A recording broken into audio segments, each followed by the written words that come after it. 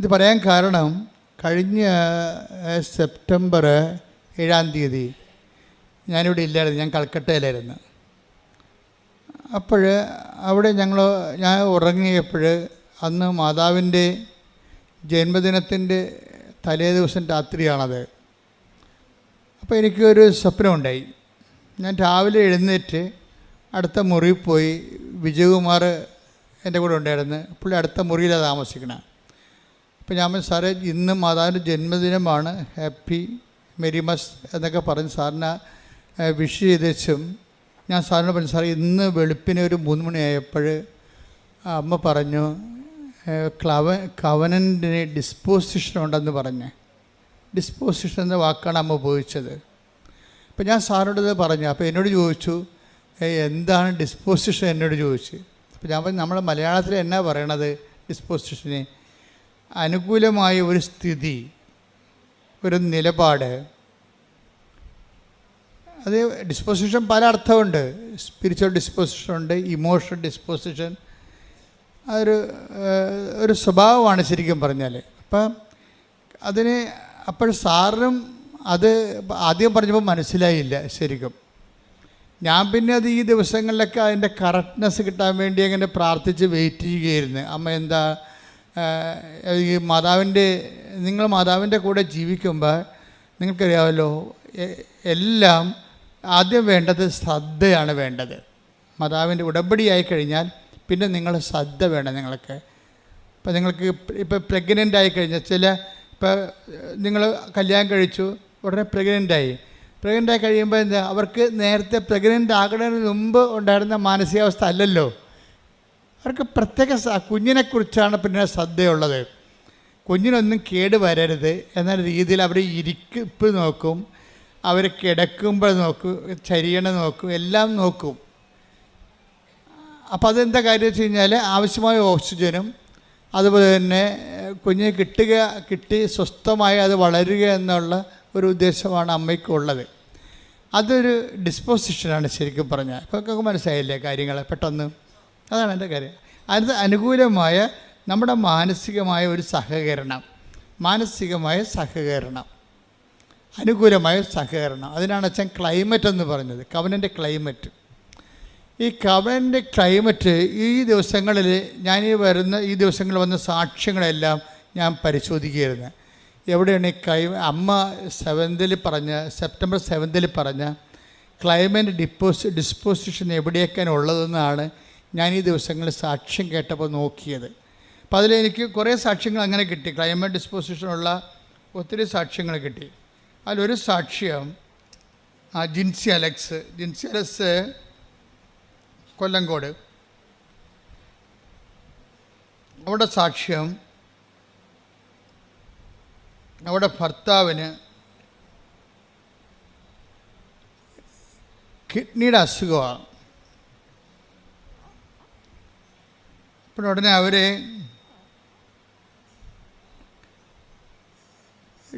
ഈ ഭർത്താവിനെ ഡയാലിസിസിന് കയറ്റുമ്പോൾ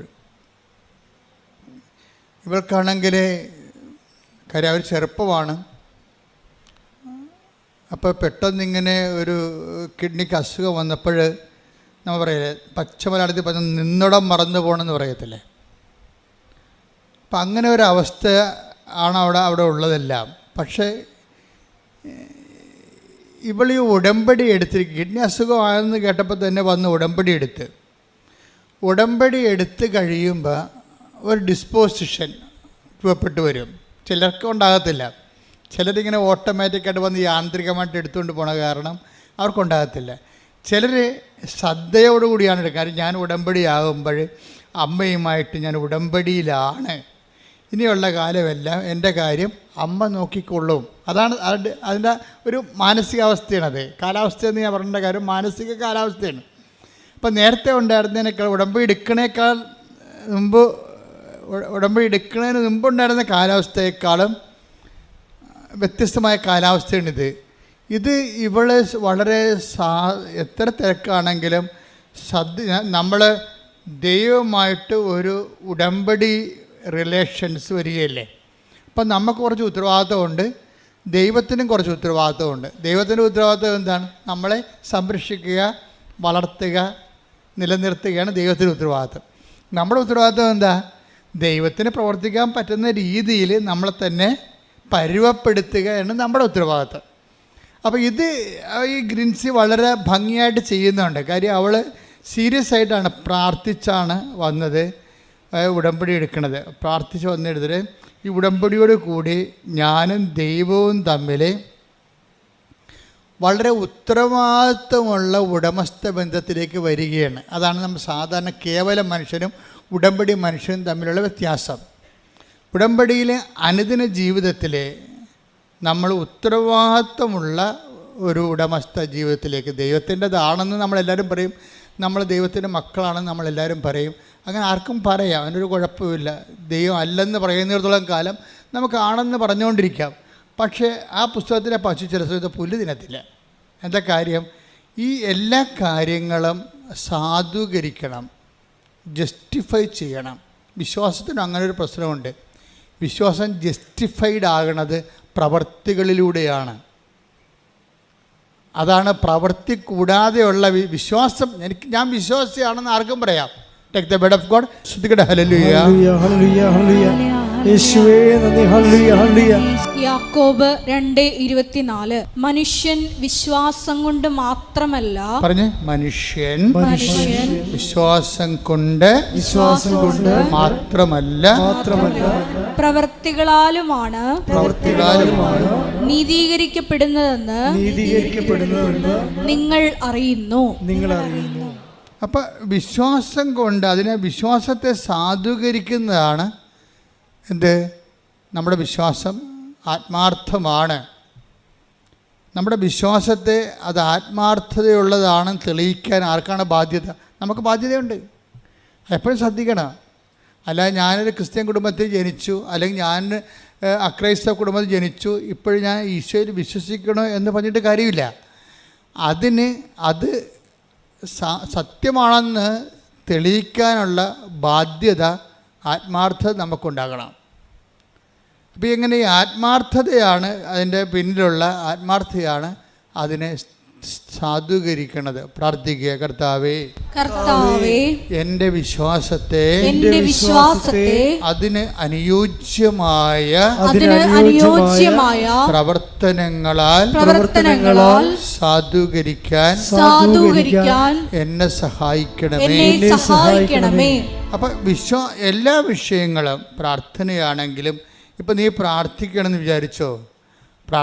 വിചാരിക്കുമ്പോൾ I am so serious about this prayer എന്ന് ദൈവത്തോട് പറയാൻ വേണ്ടിയാണ് നമ്മൾ മുട്ടേന്ന് നിൽക്കണത്. അല്ലെങ്കിൽ ഇരുന്നാൽ മതിയല്ല, നമ്മൾ ഊണ് കഴിക്കാൻ വേണ്ടി ഇരിക്കുകയല്ലേ ചെയ്യണത്. അപ്പോൾ ഓരോ കാര്യത്തിനും ഓരോ ഡിസ്പോസിഷനുണ്ട്.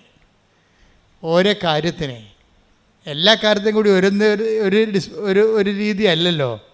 ഇപ്പം നമ്മൾ ഇരുന്ന് നമ്മൾ കസേര ഇരുന്ന് ഊണ് കഴിക്കും. കസേര ഇരുന്നും ഒക്കെ പ്രാർത്ഥിക്കുകയും ചെയ്യാം, ദൈവം കേൾക്കും. കാര്യം പ്രാർത്ഥിക്കുന്നത് നമ്മളല്ലേ, മനസ്സിലല്ലേ പ്രധാനം. പക്ഷേ ഒരു ഫിസിക്കൽ ഡിസ്പോസിഷൻ അവിടെ വരും. എന്താ കാര്യം? I am so serious about this prayer, അതുകൊണ്ട് ഞാൻ മുട്ടി നിൽക്കുന്നത്. കാര്യം ഇത് പ്രാർത്ഥനയ്ക്ക് വേണ്ടി മാത്രം ഉപയോഗിക്കുന്ന പൊസിഷനാണ്. അതാ വിഷയം. പ്രാർത്ഥനയ്ക്ക് വേണ്ടി മാത്രം ഉപയോഗിക്കുന്ന പൊസിഷൻ. നമുക്ക് നടന്നൊക്കെ പ്രാർത്ഥിക്കും. ഞാൻ രാവിലെയൊക്കെ നടന്നാണ് പ്രാർത്ഥിക്കുന്നത്. പക്ഷേ അതിൻ്റെ പ്രോപ്പർ പൊസിഷൻ എന്താണ്? മുട്ട നിൽക്കുക എന്നുള്ളതാണ്. അപ്പം അതാണ് ഒരു രീതി. അതേസമയം ഇന്ത്യൻ രീതി അനുസരിച്ച് സർവ്വസാഷ്ടാംഗമായിട്ട് വീണ് കിടക്കും. അതും ശരിയാണ്. കാര്യം എന്താണ്? അത് നമ്മൾ എല്ലാ വിഷയത്തെക്കാളും ദൈവത്തെ അംഗീകരിക്കുകയും ആരാധിക്കുകയും ചെയ്യുന്നത് സർവാംഗം സാഷ്ടാംഗം പ്രണാമം ചെയ്ത് കിടക്കും. ഞങ്ങളൊക്കെ കിടക്കും അതുപോലെ. അതിൻ്റെ കാര്യത്തിൽ കഴിഞ്ഞാൽ ഇതെല്ലാം പ്രാർത്ഥനയുടെ ഡിപ്പോസിഷനാണ്. അങ്ങനെ കിടന്ന് ഉറങ്ങിപ്പോണവരും ഉണ്ടാകും. അപ്പോൾ ഉറക്കത്തിന് നമ്മൾ കിടക്കുകയാണ് ചെയ്യണത്. പക്ഷേ പ്രാർത്ഥനയ്ക്ക് നമ്മൾ കമന്നാണ് കിടക്കണത്. കേട്ടാ, ഉറക്കം നമുക്കത് ഇങ്ങനെയൊക്കെ ചരിഞ്ഞൊക്കെ കിടക്കാം അല്ലേ. പക്ഷേ സർവ്വസാഷ്ടാംഗം വേണം കിടക്കണത് എങ്ങനെയാണ്? കമന്നാണ് കിടക്കണത്. കൈ സ്വസ്തിക എഴുതി ശിരസിൻ്റെ മുന്നിൽ വെച്ച് കവന്ന് കിടക്കൂടാ. അപ്പോൾ വെച്ചാൽ സർവാംഗം നമ്മൾ സമർപ്പിക്കണം എന്നാണ് അവർ. അപ്പോൾ ഇതാണ് പൊസിഷൻ എന്ന് പറയണത്, പ്രോപ്പർ പൊസിഷൻ. ഇതുപോലെ ഉടമ്പടിക്കും ഒരു പ്രോപ്പർ പൊസിഷനുണ്ട്. ഒന്നല്ല, ഒത്തിരി പ്രോപ്പർ പൊസിഷൻസ് ഉണ്ട്. ഇതിൽ അതിൻ്റെ അകത്ത് നിലപാടുകളും വരും. നിലപാടുകൾ ഓരോ വിഷയത്ത് അതിൽ സമീപനങ്ങൾ വരും. നമ്മുടെ ഒരു സമീപനം. ഇപ്പോൾ എന്ത് ഉദാഹരണത്തിന് ഇപ്പോൾ ഈ ജിൻസിയുടെ വിഷയം എന്താണ്? ജിൻസിയുടെ ഭർത്താവിന് അലക്സിനാണ് കിഡ്നി അസുഖം. ഇപ്പം ഡയാലിസിസ് നടന്നുകൊണ്ടിരിക്കുകയാണ്. ഡയാലിസിസ് നടന്നു കഴിഞ്ഞപ്പോൾ ഈ മനുഷ്യൻ, അതായത് രണ്ടുപേരും കൂടി വളരെ സന്തോഷമായിട്ട് ജീവിച്ചതാണ്, ചെറുപ്പക്കാരാണ്. പക്ഷെ പെട്ടെന്ന് അങ്ങോട്ട് കാലാവസ്ഥ മാറി വേറെ ലെവലിലായി. ഡയാലിസിസ് കഴിഞ്ഞോടുകൂടി ഇയാൾക്ക് എന്ത് സംഭവിക്കുന്നതിനെക്കുറിച്ച് ഇയാൾക്കൊരു ഐഡിയ ഇല്ല. ഇയാൾ തളർന്ന രീതിയിൽ ഇവളെ ഇങ്ങനെ നോക്കും. എന്താണ്, നമ്മൾ പിരികയാണല്ല എന്നുള്ള അതാണ് അവസ്ഥ. ഓക്കെ, ഇങ്ങനെ നോക്കുമ്പോൾ അച്ഛൻ വന്ന് ലാസ്റ്റ് സാക്രമെൻ്റ് കൊടുക്കും, അവസാനത്തെ കൂദാശ കൊടുക്കും. അപ്പം അച്ഛൻ പോയി കഴിയുമ്പോൾ ആശുപത്രിയിൽ ബന്ധുക്കളെല്ലാം ഇവളെ കെട്ടിപ്പിടിച്ച് കരയും. ആ ഓരോ സിറ്റുവേഷൻസ് നോക്കി, ഈവൻസ് കണ്ടില്ലേ? അച്ഛൻ പോയി കഴിയുമ്പോൾ അവിടെ ഉണ്ടായിരുന്ന ബന്ധുക്കൾ, സ്വന്തപ്പെട്ടവരെല്ലാം ഈ ജിൻസിയെ കെട്ടിപ്പിടിച്ച് കരയും. എന്ന് വെച്ച് കഴിഞ്ഞാൽ അവളുടെ ഭർത്താവ് തീർന്ന് പോയി, ഈ ലോകത്തുനിന്ന് വിടപിരിഞ്ഞെന്ന രീതിയിലേക്ക് കഴിയും. പക്ഷേ ഇവള് പറയണത് ഞാൻ കരഞ്ഞില്ലെന്ന് പറയണം. അതാണ് ഡിസ്പോസിഷൻ. അതാണ് ഉടമ്പടി. ഒരു മനുഷ്യനെ എങ്ങനെയാണ് ചേഞ്ച് ചെയ്യണം നോക്കണം. ഈ വിഷയങ്ങളെല്ലാം എൻ്റെ മുമ്പിൽ നടന്നുകൊണ്ടിരിക്കുകയാണ്, പക്ഷെ ഞാൻ മാത്രം കരഞ്ഞില്ല. എന്താ കാര്യം? എനിക്കറിയാം അമ്മ ഏതെങ്കിലും നിമിഷം ഉടമ്പടി എടുത്തിരിക്കണം. ഞാൻ അമ്മയുമായിട്ട് ഉടമ്പടിയിലാണ്. അപ്പോൾ ഏതെങ്കിലും സമയത്ത് അമ്മ ഈ വിഷയം അറിയും. അച്ഛൻ വന്നതും അച്ഛൻ പോയതൊക്കെ ആദ്യം പറഞ്ഞത് ആരാ? അമ്മ അറിഞ്ഞിട്ടുണ്ട്. ഇത് ഇതാണ് ഡിസ്പോസിഷൻ. ഇപ്പോൾ അതൊക്കെ മനസ്സിലായില്ലേ? ഡിസ്പോസിഷൻ എന്ന് പറഞ്ഞാൽ മനസ്സിലായില്ലേ? അതൊക്കെ അതായത് ഇത്രയും നമ്മുടെ ചുറ്റും ലോകം മുഴുവനും കലങ്ങി മറിയുമ്പോഴും ഉടമ്പടി എടുത്ത ആ ദൈവ പൈതൽ ഒരു ഉടമ്പടി നിലപാടുണ്ട്. ഉടമ്പടി സമീപനത്തിലൂടെ ദൈവത്തിൽ ആഴമായി വിശ്വസിച്ച് തൻ്റെ ഈ സംഘർഷങ്ങളിടയിലുള്ള തൻ്റെ വിശ്വാസം ഏറ്റുപറച്ചിൽ അങ്ങ് അറ്റ കൈയായിട്ട് നിൽക്കുകയാണ്. കരയാതെ അങ്ങ് ദൈവത്തിൽ ആഴമായി ശരണപ്പെട്ടുകൊണ്ട് നിൽക്കുകയാണ്. പെട്ടെന്നാണ് ഈ മനുഷ്യൻ്റെ ലക്ഷണം മാറണത്. ഇവളുടെ ഇതെല്ലാം ദൈവത്തിൽ നമ്മളുടെ ഒരു നിലപാട്, സമീപനമൊക്കെ പ്രാർത്ഥനയാണ്. പ്രാർത്ഥന ചുണ്ടുകൊണ്ട് മാത്രമുള്ളതല്ല. അതായത് ഈ ഇങ്ങനെയുള്ള സംഘർഷ സമയത്തുള്ള നമ്മുടെ ഇതൊക്കെ ഒരു ഉടമ്പടി നിലപാടാണ്. നമ്മൾ വെറുതെ ഒരു പ്രാർത്ഥന പ്രാർത്ഥിച്ചിരിക്കുകയല്ല, നമ്മൾ ദൈവവുമായിട്ട് ഒരു ഉടമ്പടി എടുത്തിരിക്കുകയാണ്. അപ്പോൾ ദൈവവും നമ്മൾ ഈക്വൽ പാർട്ട്നേഴ്സാണ്. ഈ ഒരു വ്യവഹാരത്തിൽ, ബന്ധത്തിൽ 50-50 പാർട്ട്ണറാണ് നമ്മൾ. പകുതി നമ്മളും പകുതി ദൈവവുമാണ്. അപ്പോൾ ഒരു പൊതുവായിട്ടുള്ള പദ്ധതിയാണ് ഉടമ്പടി. ദൈവവും നമ്മളുള്ള അതിലൊരു വിഷയമാണ് ഭർത്താവിൻ്റെ ഈ കിഡ്നിയുടെ അസുഖം ഭേദമാകണത്. എന്നിട്ട് പെട്ടെന്ന് പതുക്കെ അതായത് നമ്മുടെ ഭാഗത്തു നിന്നുള്ള പേയ്മെൻറ്റ്, ഇതാണ് പേയ്മെൻറ്റ് എന്ന് പറയുന്നത്. ഇപ്പോൾ നമ്മൾ അഡ്വാൻസ് കൊടുത്താൽ മാത്രം പോലെ, ഉടമ്പടി നിങ്ങൾ എടുക്കുമ്പോൾ നിങ്ങളുടെ അഡ്വാൻസ് കൊടുക്കുകയാണ്. എന്താ കാര്യം? ഇങ്ങനെയൊക്കെ ഉള്ളതെല്ലാം ദൈവത്തിന് വേണ്ടി ചെയ്തുകൊള്ളാമെന്ന് പറഞ്ഞൊരു അഡ്വാൻസ്. പക്ഷേ ദൈവം എന്നാ ചെയ്യണമെന്ന് പറയുമ്പോൾ അതിൻ്റെ ഫുൾ എമൗണ്ട് പേ ചെയ്യാൻ പറയും. പക്ഷേ ആൾക്കാർക്കത് മനസ്സിലാകത്തില്ല. ചിലർ പറയും സാധനം കിട്ടട്ട എന്നിട്ട് ഞങ്ങൾ ഫുൾ എമൗണ്ട് പേ ചെയ്യാൻ പറയും. എങ്ങനെ? എന്തെങ്കിലും ഒന്ന് നടക്കട്ട, ജോലി കിട്ടട്ട, അല്ലെങ്കിൽ വിസ കിട്ടട്ട, അല്ലെങ്കിൽ ജപ്തി നടപടി മാറട്ടെ, എന്നിട്ട് ഞങ്ങൾ പത്രം കൊടുക്കാമെന്ന് പറയും. അതൊരു ബാർഗെയിനിങ്ങിലേക്ക് മാറും. ചില ആൾക്കാർക്ക് മണ്ടത്തരം പറഞ്ഞാൽ അങ്ങനെയാണ് ഉടമ്പടിയിൽ. എന്നുവെച്ചാൽ അവർ ഫുൾ എമൗണ്ട് പേ ചെയ്യുന്നതിന് മുമ്പ് ദൈവത്തോട് ചോദിച്ച് ദൈവം ഇങ്ങോട്ട് തന്നു കഴിഞ്ഞിട്ട് ഞങ്ങൾ ഫുൾ എമൗണ്ട് പത്രം കൊടുക്കുകയോ രോഗികളെ പോയി കാണുകയോ എന്തെങ്കിലും ചെയ്യാമെന്ന് പറയും. പക്ഷെ നടക്കത്തില്ല. നിങ്ങൾ അങ്ങനെ ഒരാളായത് കൊണ്ട് തന്നെ നിങ്ങളിങ്ങനെ ദൈവത്തിനെ കൊണ്ട് എല്ലാം ചെയ്യിച്ചതിന് ശേഷം ദൈവത്തിന് വിശ്വാസത്തിലെടുക്കണില്ലല്ലോ. അതാണ് പ്രശ്നം. ചില ആൾക്കാർ ഒന്നും കിട്ടിയില്ലെങ്കിലും ശരി, തനിക്ക് ചെയ്യാനുള്ളതെല്ലാം ചെയ്തു മാറ്റും, ഫുൾ എമൗണ്ട് പേ ചെയ്ത് കളയും. എന്താ കാര്യം? അവർ ദൈവത്തെ വിശ്വാസത്തിലെടുക്കുന്നു. ദൈവം എപ്പോഴായാലും ഈ വിഷയത്തിൽ ഇടപെടുമെന്ന് അവർക്ക് ആത്മാവിൽ. ഇതിനാണ് നിങ്ങളുടെ നമുക്കറിയാൻ പറ്റും ആത്മാവിൽ. അതായത് നിങ്ങൾ കുറച്ച് ക്ലിയർ ആണെങ്കിൽ, ഈ സംശയത്തിൻ്റെ കാർമേഘം ഒന്നും ഇല്ലെങ്കിൽ, സംശയത്തെ കാർമേഘമെന്നാണ് വിളിക്കണത്. Take the word of God. യാക്കോബ് 1:6. യാക്കോബ് 1:6. സംശയിക്കാതെ വിശ്വാസത്തോടെ വേണം ചോദിക്കാൻ. സംശയിക്കുന്നവൻ കാറ്റിൽ ഇളകി മറിയുന്ന കടൽ തിരക്ക് തുല്യനാണ്. അപ്പം സംശയിക്കാതെ വേണം ഇത് വിഷയം ചെയ്യാൻ. അതായത് നിങ്ങൾ കണ്ണും പൂട്ടി അങ്ങോട്ട് ചെയ്യണം ഉടമ്പടിയിൽ. ഇപ്പം അതിൻ്റെ അർത്ഥം എന്താണ്? ദൈവത്തെ നമ്മൾ വിശ്വാസത്തിൽ എടുക്കുന്നു, അതാണ് വിഷയം. അല്ലാതെ ദൈവത്തിൽ നിന്ന് ഒരു ഇൻസ്റ്റാൾമെൻറ്റ് വരട്ടെ, ഈ കമ്പനി ശരിയാണെന്ന് നോക്കട്ടെ, ഈ ഏജൻറ്റ് നമ്മളെ പറ്റിക്കുമോ. നമ്മൾ വിസ ഏജൻറ്റുമാരെ എപ്പോഴും സംശയത്തോടെയല്ലേ നോക്കണം, ഈ കാശ് പോകുക എന്ന് ഓർത്തിട്ട്. അതുപോലെ വിസ ഏജൻറ്റുമാരെ നിങ്ങൾ നോക്കണ പോലെ ദൈവത്തെ നോക്കുന്നുണ്ട് ചില ആൾക്കാർ. അതാണ് നിങ്ങൾക്ക് കളിപ്പ് വരുന്നത്. അപ്പോൾ ദൈവത്തിന് അറിയാൻ പറ്റുമല്ലോ ഇത് സംശയമാണെന്ന്. സംശയത്തിൽ ഉടമ്പടി വർക്കൗട്ട് ചെയ്യത്തില്ല. സംശയത്തിൽ ഉടമ്പടി, അത് സംശയം ഒരു നെഗറ്റീവ് ഡിസ്പോസിഷനാണ്. അത് പറഞ്ഞില്ലേ, കടൽ തിര പോലെയാണ്, ഇങ്ങനെ ഒന്നിനു പിറകെ ഒന്നായി വന്നിട്ട് അലസ്വസ്ഥപ്പെടുത്തിക്കൊണ്ടിരിക്കും.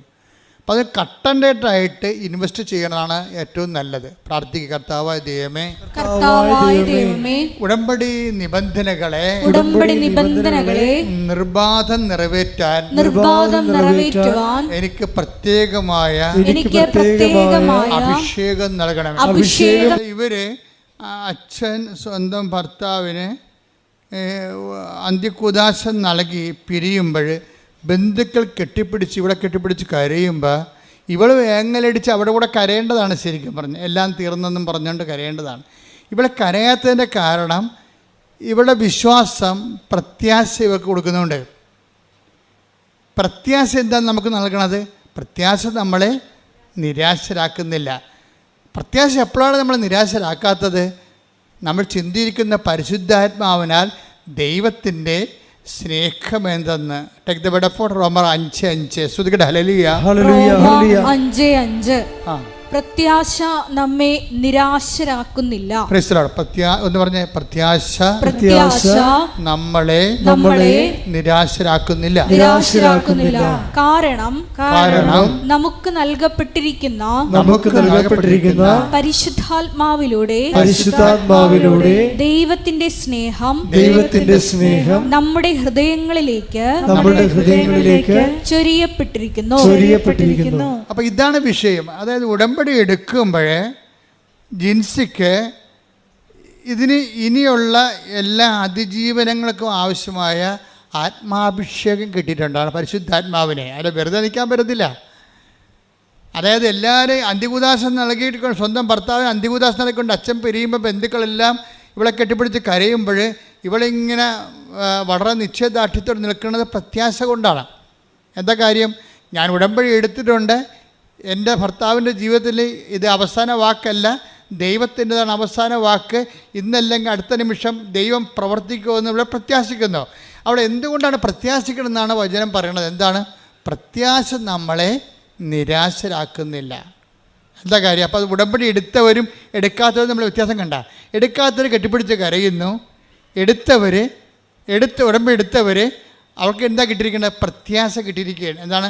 അവൾ പരിശുദ്ധാത്മ പറയും, നീ വിഷമിക്കേണ്ട, ഏതാനും നിമിഷങ്ങൾക്കുള്ളിൽ നിൻ്റെ ഭർത്താവിൽ നിനക്ക് ടെസ്റ്റ് തന്നതാണ്, കുറച്ച് കഴിയുമ്പോൾ ദൈവം ഈ വിഷയം ഏറ്റെടുത്താണ്, നിൻ്റെ ഭർത്താവിന് ജീവനോട് നിനക്ക് തരും എന്നുള്ള ഒരു മുന്നറിവ് പ്രത്യാശ ഇവർക്ക് നൽകിയിട്ടുണ്ട്. ഈ പ്രത്യാശ വന്ന എന്താ ഗുണം? നമുക്ക് നിരാശ എന്ന് പറഞ്ഞാൽ എന്താണ്? ഇപ്പോൾ ആൾക്കാർ പറയും നിരാശ ഉണ്ടാകാതിരിക്കുക എന്ത് ചെയ്യണം? ആശ ഉണ്ടാകാതിരുന്നാൽ മതിയെന്ന്.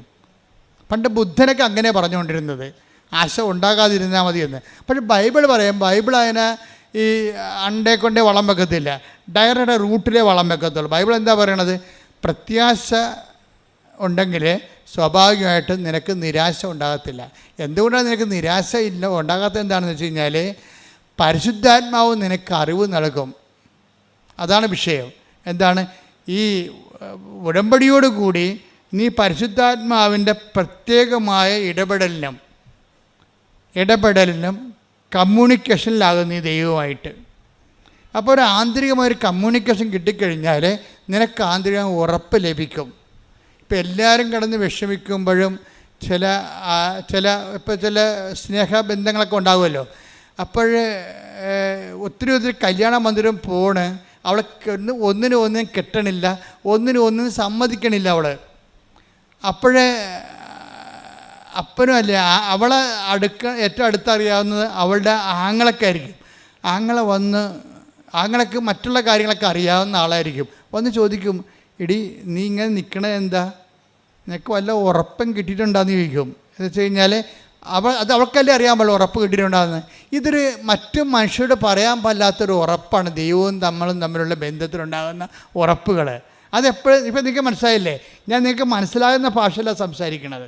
എന്ന് വെച്ച് കഴിഞ്ഞാൽ ഒരു ദൈവികമായ ആന്തരികമായ ഉറപ്പ് ഇവക്കുണ്ട്. എന്താണത്? ഇത് അവസാനമല്ല, ദൈവം ഇടപെടുമെന്ന്. ആ ഉറപ്പ് പക്ഷേ ഉടമ്പടി എടുക്കാത്തവർക്കില്ല. ഉടമ്പടി എടുക്കുമ്പോൾ എന്ത് നിങ്ങൾക്ക് സംഭവിക്കണം നിങ്ങൾ അറിയണം. നിങ്ങളിങ്ങനെ ഓരോ ആൾക്കാർ വന്നിട്ട് ഓരോ അപേക്ഷക്കത്ത് എഴുതിക്കൊണ്ടു നിൻ്റെ അടുത്ത് കെട്ടിത്താത്തിച്ച് പോണ പോലെ അങ്ങനെ ഈസിയായിട്ട് പോണവരെ പോകും. അവർക്ക് അത് മനസ്സിലാകത്തില്ല.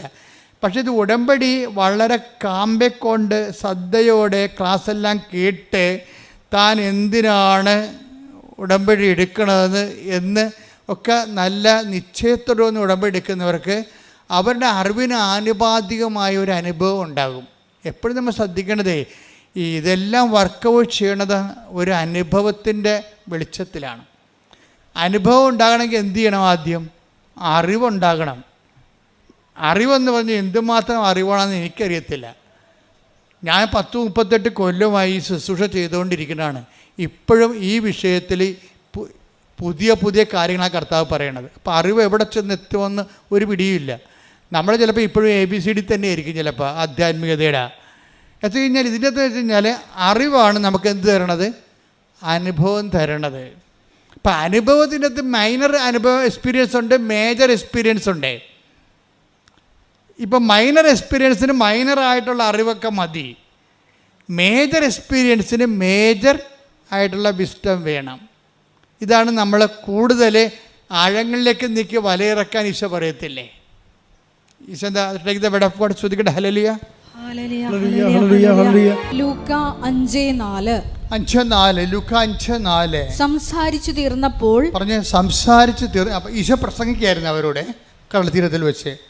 സംസാരിച്ചു തീർന്നപ്പോൾ അവൻ ശിമയോനോട് പറഞ്ഞു, ആഴത്തിലേക്ക് നീക്കി മീൻ പിടിക്കാൻ വലയിറക്കുക. ഇത് വാസ്തവത്തിൽ ഞാൻ ഒരിക്കലും ഈ വചനം വായിച്ചുകൊണ്ടിരുന്നപ്പോഴേ, ഇപ്പോഴല്ല, ഇപ്പം ഞാൻ ഇത് ഓർത്തുകൊണ്ടിങ്ങനെ പറയാം. അതായത് ഈശോ ഈ നമുക്ക് കടലിലത്തെ, ഞാൻ കുറേ നാൾ കടലോരത്തും കടലിലും ഒക്കെ ആയിട്ട് സുവിശേഷ വേല ചെയ്താണ്. എപ്പോഴും വെള്ളം വെഞ്ചരിക്കാൻ പോവുകയും പിന്നെ വർഷമാകുമ്പോൾ എല്ലാ വള്ളങ്ങളും ഒരുമിച്ച് കൂട്ടിയിട്ട് അവരെ കുമ്പസാരിപ്പിക്കുകയും വള്ളത്തേക്ക് കടലിൽ ചെറുവള്ളങ്ങളിൽ പോയിട്ട് വലിയ വള്ളങ്ങളിൽ കയറി ബോട്ടുകളിൽ പോയി അവരെ വെഞ്ചരിക്കുകയും കത്തോലിക്കരെ കുമ്പസാരിപ്പിക്കുകയും ചെയ്യുന്ന ഒരു ശുശ്രൂഷയുണ്ട്. 10 കൊല്ലം ചെയ്തതാണ്. അപ്പോഴൊക്കെ നമ്മൾ കടത്തീരത്ത് വരുമ്പോൾ നമ്മൾ കാണുന്നൊരു വിഷയം എന്ന് വെച്ച് കഴിഞ്ഞാൽ ചില ബീച്ചുകാരൊക്കെ ഉണ്ടാവും കടലോരത്ത്, കടലിൽ വീശണം. അവർക്ക് വല്ല കൂരി പോലെയൊക്കെ ഉള്ള മീനൊക്കെ കിട്ടും. അവർക്ക് കണമ്പ്, മാലാൻ, അങ്ങനെയൊക്കെ ചെറിയ മീനൊക്കെ കടത്തീരത്ത് കൂടി പോണ മീനുണ്ട്. പക്ഷെ നമ്മൾ ഈ ലോ പ്രഷറിലുള്ളതാണ്. നങ്ക്, ഇതുപോലെ തന്നെ ചെമ്മീൻ, ഇതൊക്കെ ലോ പ്രഷറിൽ വർക്ക് ചെയ്യണതാണ്. അതിൻ്റെ ഒരു തീരത്തിൻ്റെ ഒരു പ്രത്യേകതയാണത്. അതുകൊണ്ട് ജീവിക്കുന്ന ഒത്തിരി പേരുണ്ട്. ഇപ്പോഴ് ഈ ആൾക്കാരൊക്കെ തെർമോക്കോൾ പോലൊക്കെ ഒരു വള്ളമൊക്കെ ഉണ്ടാക്കി അതിൽ തുഴഞ്ഞ് ഒറ്റക്ക് പോയി. ഇപ്പോൾ ആൾക്കാർ ഒരാൾ മതി അതിൻ്റെ അടുത്ത് പോകാൻ. ഇപ്പോൾ ആ മേഖലയിൽ നിന്നെല്ലാം ആൾക്കാരെല്ലാം പഠിച്ച് വേറെ തൊഴിലിന് പോവുകയാണ്. ഇനിയിപ്പോൾ ആ മേഖലയിൽ നാളെ ഹൈടെക് വരും. ഇപ്പോഴും നമ്മൾ ജപ്പാനിലൊക്കെ കാണുന്ന പോലെ ഡ്രോണൊക്കെ കൊണ്ടാണ് ഇപ്പോൾ ജപ്പാനിലൊക്കെ വല ഇറക്കണത്. വലയും കൊണ്ട് ഡ്രോൺ പോയിക്കൊള്ളൂ. ഡ്രോൺ തന്നെ കടലിൽ വല ഇട്ടിട്ട് തിരിച്ചു വരുന്നുള്ളൂ. എന്നിട്ട് ചെറിയൊരു ബീഞ്ച് പോലെ സാധനം വെച്ചിട്ട് തന്നെത്താൻ വലിക്കും. കടലിൽ പോകേണ്ട കാര്യമില്ല. ഇപ്പോൾ കാലങ്ങൾ അങ്ങോട്ട് മാറുകയാണ്. നാളെ നനഞ്ഞിട്ടുള്ള പരിപാടിയൊന്നുമില്ല, അപകടമില്ല, എല്ലാം. പക്ഷേ ആഴങ്ങളിലേക്ക് നിൽക്കാനൊന്നും ഇവർക്ക് പറ്റത്തില്ല. ആഴങ്ങളിലേക്ക് നിൽക്കണമെങ്കിൽ തിരുത, അറക്ക പോലെയുള്ള വലിയ മീനുകൾ ഹൈ പ്രഷറിൽ താമസിക്കുന്നതാണ്. നല്ല ആഴങ്ങളിലേക്ക്. ഈ അനുഭവത്തിലും അങ്ങനൊരു പ്രശ്നമുണ്ട്. നിങ്ങൾ പനി മാറുക, നെഞ്ചുവേദന മാറുക, വേർപ്പ് മാറുക, അങ്ങനെയുള്ള കൊച്ചു കൊച്ചു മീനുകളെ പിടിക്കണമെങ്കിൽ നിങ്ങളുടെ ഈ ലോ ഫെയ്ത്ത് മതി, ചെറിയ ഫെയ്ത്ത് മതി. ചെറിയ വിശ്വാസം കൊണ്ടൊക്കെ നടക്കും.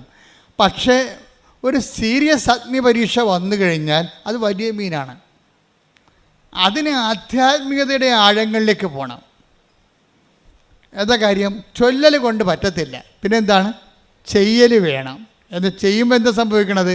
നമ്മൾ ചൊല്ലുന്ന കാര്യത്തിൽ നമ്മൾ സീരിയസ് ആയിട്ട് വിശ്വസിക്കുന്നു, നമ്മൾ പറയുന്ന കാര്യം. അതുകൊണ്ടാണ് ഉടമ്പടിയിലെ കുറേ അധികം, ഇപ്പോൾ ഈ വൈശാഖ് എന്നും പറഞ്ഞ് സാക്ഷ്യം ഉണ്ടായിരുന്നു ഈ ദിവസങ്ങളിൽ.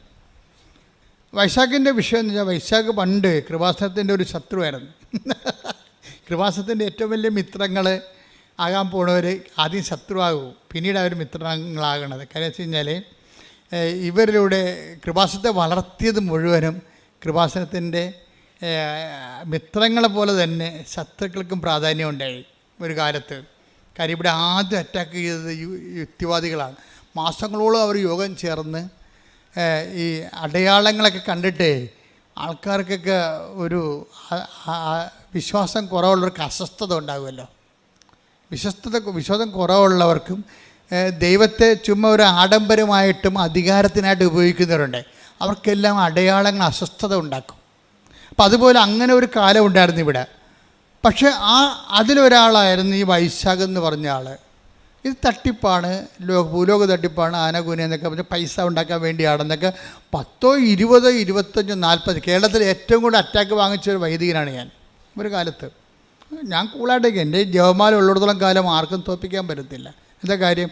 ജപമാല മാതാവിൻ്റെ നമുക്ക് ഏറ്റവും വലിയ ശക്തമായ മധ്യസ്ഥ പ്രാർത്ഥന. മാതാവിൻ്റെ പ്രാർത്ഥന അല്ലത്, അത് രക്ഷാകര പ്രാർത്ഥന മാതാവിൻ്റെ മധ്യസ്ഥത്തിലാണ് ലോഞ്ച് ചെയ്യണത്. അപ്പോൾ അതിന് ഒരു അഭിഷേകം കിട്ടിയിരിക്കുന്ന കാരണം, ഈ അഭിഷേകം എന്നുകൊണ്ട് എന്താണെന്ന്, എല്ലാത്തിനും ഒരു അഭിഷേകമുണ്ട്. നിങ്ങൾക്കറിയാമല്ലോ. ഇപ്പം തന്നെ അവളുടെ പേരെന്താ, ജിൻസി. അച്ഛൻ സ്വന്തം ഭർത്താവിന് അന്ത്യകൂദാശം കൊടുത്ത് പോകുമ്പോൾ എല്ലാ ബന്ധുക്കളും കെട്ടിപ്പിടിച്ച് കഴിയുമ്പോൾ ജിൻസി എന്താ കരയാത്തത്? അതിനാണ് ഈ അഭിഷേകം എന്ന് പറയണത്. ഒക്കെ മനസ്സിലായില്ല? അല്ലാതെ എണ്ണ കൊണ്ടൊന്ന് തലക്കോരി ഒഴിക്കണേനല്ല അഭിഷേകം എന്ന് പറയണത്. അതിനും പറയാം. പക്ഷേ ആന്തരികമായ അഭിഷേകമുണ്ട്. ഈ ബാഹ്യമായ അടയാളങ്ങളൊക്കെ അർത്ഥവത്താകണമെങ്കിലും അനാചാരങ്ങൾ അല്ലാതായിരിക്കണമെങ്കിലും ആന്തരികമായ അത് ഉദ്ദേശിക്കുന്ന സൂചന ആന്തരികമായി നടക്കണം ആ മനുഷ്യനെ. ആന്തരികമായി ആ അഭിഷേകം നടക്കാത്തോളം കാലം എണ്ണയല്ല, പെട്രോൾ ഒഴിക്കണത്, എണ്ണ ഒഴിക്കണതെല്ലാം കണക്കാണ്. ആന്തരികമായ ഒരു അഭിഷേകമുണ്ട് എല്ലാത്തിനും. ദൈവകൃപ പ്രവർത്തിക്കണത് ആന്തരികമാണ്. അതുകൊണ്ടാണ് കൃപയെക്കുറിച്ച് പറയുമ്പോൾ എന്താ പറയണത്? കർത്താവിൻ്റെ കൃപ. പറഞ്ഞേ, കർത്താവിന്റെ കൃപ അവന്റെ ആത്മാവിന്റെ കൂടെ ഉണ്ടായിരിക്കട്ടെ. അവന്റെ ആത്മാവോട് കൂടെ അപ്പം ഉണ്ടായിരിക്കട്ടെ. തലയുടെ കൂടെ ഉണ്ടാകുകയല്ല, കൃപ തലയിലല്ല ഇരിക്കണത്, തലയുടെ മുകളിലും അല്ല ഇരിക്കണത്. ഗലാത്യ 6:18. ഗലാത്യ 6:18. സഹോദരരെ, പറഞ്ഞ സഹോദരങ്ങളെ, നമ്മുടെ കർത്താവായ യേശുക്രിസ്തുവിന്റെ കൃപ നിങ്ങളുടെ ആത്മാവിനോട് കൂടെ ഉണ്ടായിരിക്കട്ടെ. കൃപ ആത്മാവിൽ അഭിഷിക്തമാകുന്ന കൃപയുടെ സൂചനയായിട്ടാണ് നമ്മൾ ശിരസ്സിലെ അഭിഷേകം മേടിക്കണത്. അപ്പോൾ ശിരസ്സിൽ അഭിഷേകം ചെയ്തില്ലെങ്കിലും അനുദിന ജീവിതത്തിൽ സാധാരണ മനുഷ്യർക്ക് അവരുടെ ജീവിത പ്രതിസന്ധി അതിജീവിക്കാൻ ആവശ്യമായ ആന്തരികമായ കൃപ അവർക്ക് ലഭിക്കും. അതിനെയാണ് ഇൻട്രിൻസിക് അനോയിൻറ്റിങ് എന്ന് പറയണത്. അത് പരിശുദ്ധാത്മാവ് നമുക്ക് ലഭിച്ചിരിക്കുന്ന തോതനുസരിച്ചാണ് നമുക്കത് ഫീൽ ചെയ്യണത്. ഭർത്താവ് മരിച്ചു എന്ന് പറഞ്ഞുകൊണ്ട് ബന്ധുക്കൾ കെട്ടിപ്പിടിച്ച് കരയുമ്പോഴും എല്ലാവർക്കും കരച്ചിൽ, ഭാര്യയ്ക്ക് മാത്രം കരച്ചിലില്ല. കാര്യം എന്താണ്? അവർക്കതിന് ആന്തരിക അഭിഷേകം കിട്ടിയിരിക്കുകയാണ്. റോമ 5:5 വെച്ചാണ്. എന്താണ്? കഷ്ടത സഹനശീലവും. പറഞ്ഞേ, കഷ്ടത സഹനശീലവും, സഹനശീലം ആത്മധൈര്യവും. ആത്മധൈര്യമാണ് അവർക്ക് കിട്ടിയിരിക്കണത്. ആത്മധൈര്യം കിട്ടിയിരിക്കുകയാണ്. അതിനാണ് ആന്തരിക അഭിഷേകം എന്ന് പറഞ്ഞത്. ആത്മധൈര്യം പ്രത്യാശയം നമുക്ക് നൽകിയിരിക്കുന്നു. അതെങ്ങനെ നൽകിയിരിക്കുന്നതാണ്? പരിശുദ്ധാത്മാവിനാലാണ്. നമ്മൾ ചിന്തിയിരിക്കുന്ന പറഞ്ഞു. നമ്മിൽ ചിന്തിയിരിക്കുന്ന പരിശുദ്ധാത്മാവിനാൽ ദൈവത്തിന്റെ സ്നേഹം എന്തെന്ന് നമ്മൾ അറിയുന്നു. അപ്പൊ ഈ ആന്തരിക അഭിഷേകവും പരിശുദ്ധാത്മാവും ദൈവത്തിന്റെ സ്നേഹവും തമ്മിൽ ബന്ധമുണ്ട്. എന്താ കാര്യം വെച്ച് കഴിഞ്ഞാൽ, പരിശുദ്ധാത്മാവ് നിറയുമ്പോൾ നമുക്ക് എന്താ സംഭവിക്കണത്? അത് പരിശുദ്ധാത്മാവിനെ നിലനിർത്താൻ ആവശ്യമായ ഇന്റേണൽ ഡിസ്പോസിഷൻ ഉണ്ട്. അതാണ് മാതാവ് സെപ്റ്റംബർ 7 പറഞ്ഞത്, ഡിസ്പോസിഷൻ. പരിശുദ്ധാത്മാവിനെ നിലനിർത്താനുള്ള ആന്തരികമായ ഒരു ഡിസ്പോസിഷൻ. ആ ഡിസ്പോസിഷൻ ഉണ്ടെങ്കിൽ എന്താ സംഭവിക്കണത്? പരിശുദ്ധാത്മാവിൻ്റെ ഫലമാണ് എന്ത്? ദൈവസ്നേഹം. ഈ നമ്മൾ ചിന്തിയിരിക്കുന്ന പരിശുദ്ധാത്മാവ്, take the bed of God, അതായത് പരിശുദ്ധാത്മാവിൻ്റെ ഫലമാണ് ദൈവസ്നേഹം. അപ്പോൾ സ്നേഹം, പരിശുദ്ധാത്മാവിൻ്റെ ഫലങ്ങൾ ഗലാത്യർ 5:22. എന്നാൽ ആത്മാവിന്റെ ഫലങ്ങൾ സ്നേഹം, ആനന്ദം, സമാധാനം, ക്ഷമ, ദയ, നന്മ, വിശ്വസ്തത, സൗമ്യത, ആത്മസംയമനം ഇവയാണ്. ഈ ജിൻസി എന്ന് പറയുന്ന സഹോദരിക്ക് ഈ സംഭവങ്ങൾ ഇപ്പം എല്ലാം കിട്ടിയ പോലെയാണ് അല്ലേ? എന്തൊക്കെയാണുള്ളത്? ആത്മാവിൻ്റെ ഫലങ്ങൾ എന്തൊക്കെയാണുള്ളത്? സ്നേഹം, ആനന്ദം. അപ്പം ഇതെല്ലാം ഈ ആന്തരികമായ ആനന്ദത്തിനാണ് ആന്തരിക അഭിഷേകം എന്ന് പറയുന്നത്. സ്നേഹം, ആനന്ദം, പിന്നെന്താണ്? സമാധാനം, ക്ഷമ, ദയ, നന്മ. ഇത് ഈ സമാധാനം എന്ന് പറയണത് ശരിക്കും പറഞ്ഞാൽ സ്നേഹം പ്ലസ് ക്ഷമയാണ് ഈസിക്കൽ ടു സമാധാനമാണ്. അപ്പോൾ സ്നേഹം എന്ന് പറഞ്ഞാൽ അതിൻ്റെ കൂടെ പ്ലസ് അതിൻ്റെ കൂടെ പിന്നെന്താ? ക്ഷമ കൂടുമ്പോഴാണ് അതായത് സമാധാനം എന്ന് പറയുന്നത്, സമാധാനം ഉണ്ടാകണത്. ക്ഷമ എന്ന് പറയുന്നത് എന്താണ്? സഹിക്കുന്ന സ്നേഹത്തിനാണ് ക്ഷമയെന്ന് പറയണത്. സഹിക്കുന്ന സ്നേഹത്തിനാണ് ക്ഷമയെന്ന് പറയണത്. അപ്പം സ്നേഹവും പിന്നെ അതിൻ്റെ സർപ്ലസായി വരുന്ന സഹിക്കുന്ന സ്നേഹവും കൂടി വരുമ്പോഴാണ് നമ്മൾ സമാധാനം വരണത്. പിന്നെ സമാധാനം കഴിഞ്ഞ് എന്താ പറയണത്? ക്ഷമ, ദയ. കാരണം നമുക്ക് മറ്റുള്ളവർക്ക് ആ സ്നേഹം സഹിച്ചുകൊണ്ട് മറ്റുള്ളവർക്ക് സ്നേഹം കൊടുക്കുന്നതിനാണ് ദയ എന്ന് പറയുന്നത്. നന്മ. അത് ഏത് കാലാവസ്ഥയിലും നന്മയായിട്ടുള്ള ചെയ്യാനുള്ള ബേസിക് ഗുഡ്നെസ് ആണത്. വിശ്വസ്തത എന്ന് വെച്ചാൽ വചനത്തോടും ദൈവത്തോടും ദൈവവചനത്തോടുമുള്ള ഒരു മനുഷ്യൻ്റെ കൂറ് വിശ്വസ്തത. സൗമ്യതയിലും ഈ സഹിക്കുന്ന സ്നേഹവും ക്ഷമയും കൂടിയാണ്, പ്രത്യാശയും കൂടി കലർത്താണ് ഈ സൗമ്യത ഉണ്ടാകുന്നത്. സൗമ്യത ശരിയാകും. ഭർത്താവ് 4 കാലേ വീണ് കുടിച്ചുകൊണ്ട് വന്നിട്ട് നമ്മുടെ മോന്തക്കിട്ട് 2 കാച്ച് കാച്ചിയാലും ഈ ഭാര്യ, ചില ആന്തരികമായ അഭിഷേകം കിട്ടിയ ഭാര്യമാർ പ്രാർത്ഥനയോടെ നിൽക്കും. എന്താണ്? ഇന്നല്ലെങ്കിൽ നാളെ ആ മനുഷ്യനെ കർത്താവ് തൊടും എന്നാണ് പറയണത്. തൊടും, അതാണ് സൗമ്യത. അപ്പോൾ അവൾക്ക് ഇതുപോലെയുള്ള എടുത്ത് ചാട്ടവും എടുത്ത് കയറ്റവും ഒന്നുമില്ല, വെയിറ്റ് ചെയ്യാണ്. അതായത് പ്രത്യാശ നമ്മളെ നിരാശരാക്കുന്നില്ല. എന്താ കാര്യം? നമ്മൾ ചിന്തിയിരിക്കുന്ന ഇതുകൊണ്ടാണ് നിങ്ങൾ വചനം വായിക്കണമെന്ന് പറഞ്ഞത്. ഉടമ്പടി കൊണ്ടുവന്നിട്ട് ഇങ്ങനെ നിയോഗങ്ങൾ എഴുതി കെട്ടിത്തന്നല്ല പ്രശ്നം. അത് ആക്ടിവേറ്റ് ചെയ്യണമെങ്കിൽ അതിന് കറസ്പോണ്ടിങ് ആയിട്ടുള്ള വചനങ്ങളുണ്ട്. അത് വരണത് വ്യാഖ്യാനങ്ങളാണ് വരണത്. ഉടമ്പടി ധ്യാനം കുടുംബം മാത്രമേ ഇത് മനസ്സിലാകത്തുള്ളൂ. അല്ലെങ്കിൽ നിങ്ങൾ ഇത് മനസ്സിലായില്ലെങ്കിൽ പഴയ ലോകത്താനായിട്ട് തന്നെ ജീവിക്കും. അത് ഒരു വശമായിട്ട് പോകും. വീട്ടിൽ നിങ്ങൾ പഴയ ആൾക്കാർ തന്നെ ജീവിക്കും. അങ്ങനെ അത് ജീവിക്കാതിരിക്കാനാണ് നിങ്ങളോട് പറയണത്. എന്താണ്? നിങ്ങൾ ഉടമ്പടി ധ്യാനം കൂടണം. പിന്നെ എന്താ ചെയ്യണത്? 1/2 മണിക്കൂർ വെച്ച് വചനം വായിക്കണം, പ്രാർത്ഥിക്കുക. കർത്താവായ ദൈവമേ, ഉടമ്പടി ധ്യാനം മുടങ്ങാതെ കൂടാനും മുടങ്ങാതെ വചനം വായിക്കുവാനും എന്നെ അഭിഷേകം ചെയ്യണമേ. ശ്രദ്ധിക്കട്ടെ. ആരാധനയിലൂടെ വചനത്തോടുള്ള ദാഹം ഞങ്ങളിൽ ഉണർത്തണമേ. ആത്മാഭിഷേകം നൽകണമേ. ഹല്ലേലൂയ. ഈ ജിൻസി എന്ന് പറയുന്ന സഹോദരിയെ കുറിച്ചല്ല നമ്മൾ പറഞ്ഞുകൊണ്ട് ഈ അലക്സിൻ്റെ ഈ അന്ത്യകുദാശ കൊടുത്തെന്ന് പറഞ്ഞ അലക്സിനെ ജിൻസിയുടെ ആ ഉള്ളിലുണ്ടായിരുന്ന ദൈവം കൊടുത്ത വെളിപാട് പോലെ തന്നെ അവിടുന്ന് പൂർണ്ണമായി സുഖപ്പെടുത്തി നടത്തിക്കൊണ്ടാണ് അവൾ തിരിച്ച് വീട്ടിലോട്ട് പോരണത്. ആ സാക്ഷി അവസാനിക്കണം അങ്ങനെയാണ്. അതായത് നിങ്ങൾ ഇപ്പം എന്താ സംഭവിച്ചിരിക്കുന്നത് വെച്ചാൽ എന്താണ് ജിൻസിയുടെ ജീവിതത്തിൽ സംഭവിച്ചതെന്ന് ചോദിച്ചാൽ ഞാൻ പറയും, ജിൻസി മൈനർ മിറക്കിളിൽ നിന്ന് മേജർ മിറക്കിളിലേക്ക് ചേഞ്ച് ചെയ്ത്. മനസ്സിലായില്ല? അറിവ് എന്താ പറയണത്? അറിവ് നമുക്കെന്ത് തരുന്നു? അനുഭവം തരുന്നു. ഈ അനുഭവത്തിൽ തന്നെ എന്തൊക്കെയാണ് ഉള്ളത്? മൈനർ എക്സ്പീരിയൻസ് ഉണ്ട്, മേജർ എക്സ്പീരിയൻസ് ഉണ്ട്. ചില ആൾക്കാരൊക്കെ ഈ മൈനർ എക്സ്പീരിയൻസ് മാത്രം കിട്ടി മൂക്കിലെ പനിമാര് മുട്ടയപ്പനിമാർ എന്നൊക്കെ പറഞ്ഞുകൊണ്ട് കുറച്ച് കഴിയുമ്പോൾ മരിച്ചു പോകും. അവരുടെ ജീവിതത്തിൽ മൈനർ എക്സ്പീരിയൻസ് മാത്രമേ ഉള്ളൂ അവർക്ക്. എന്താ കാര്യം? അവിടെ അറിവ് മൈനറാണ്. അതുകൊണ്ടാണ് ഈശോ പറഞ്ഞത്, നിങ്ങൾ ആഴങ്ങളിലേക്ക് നീക്കി വൻമീനുകളെ പിടിക്കാൻ, കൃപയുടെ വൻമീനുകളെ പിടിക്കണം. എന്നുവെച്ചാൽ കുറച്ച് ആധ്യാത്മികതയുടെ ആഴങ്ങളിലേക്ക് നീങ്ങണം. ഉടമ്പടിയുടെ ഒരു പ്രഖ്യാപന ലക്ഷ്യം എന്താ? ഉടമ്പടി നിങ്ങളെ ആധ്യാത്മികതയുടെ ആഴങ്ങളിലേക്ക് നീക്കുന്നു. അതപ്പോൾ നിങ്ങൾക്ക് ഇപ്പം ജിൻസിയെ സംബന്ധിച്ചുള്ള എന്താ സംഭവിക്കുന്നത്? ഭർത്താവിനെയും കിട്ടി, അവൾ ആധ്യാത്മികമായി വളരുകയും ചെയ്തു. പ്രാർത്ഥിക്കുക, കർത്താവായ ദൈവമേ, അങ്ങ് നൽകുന്ന ശോധനകളില്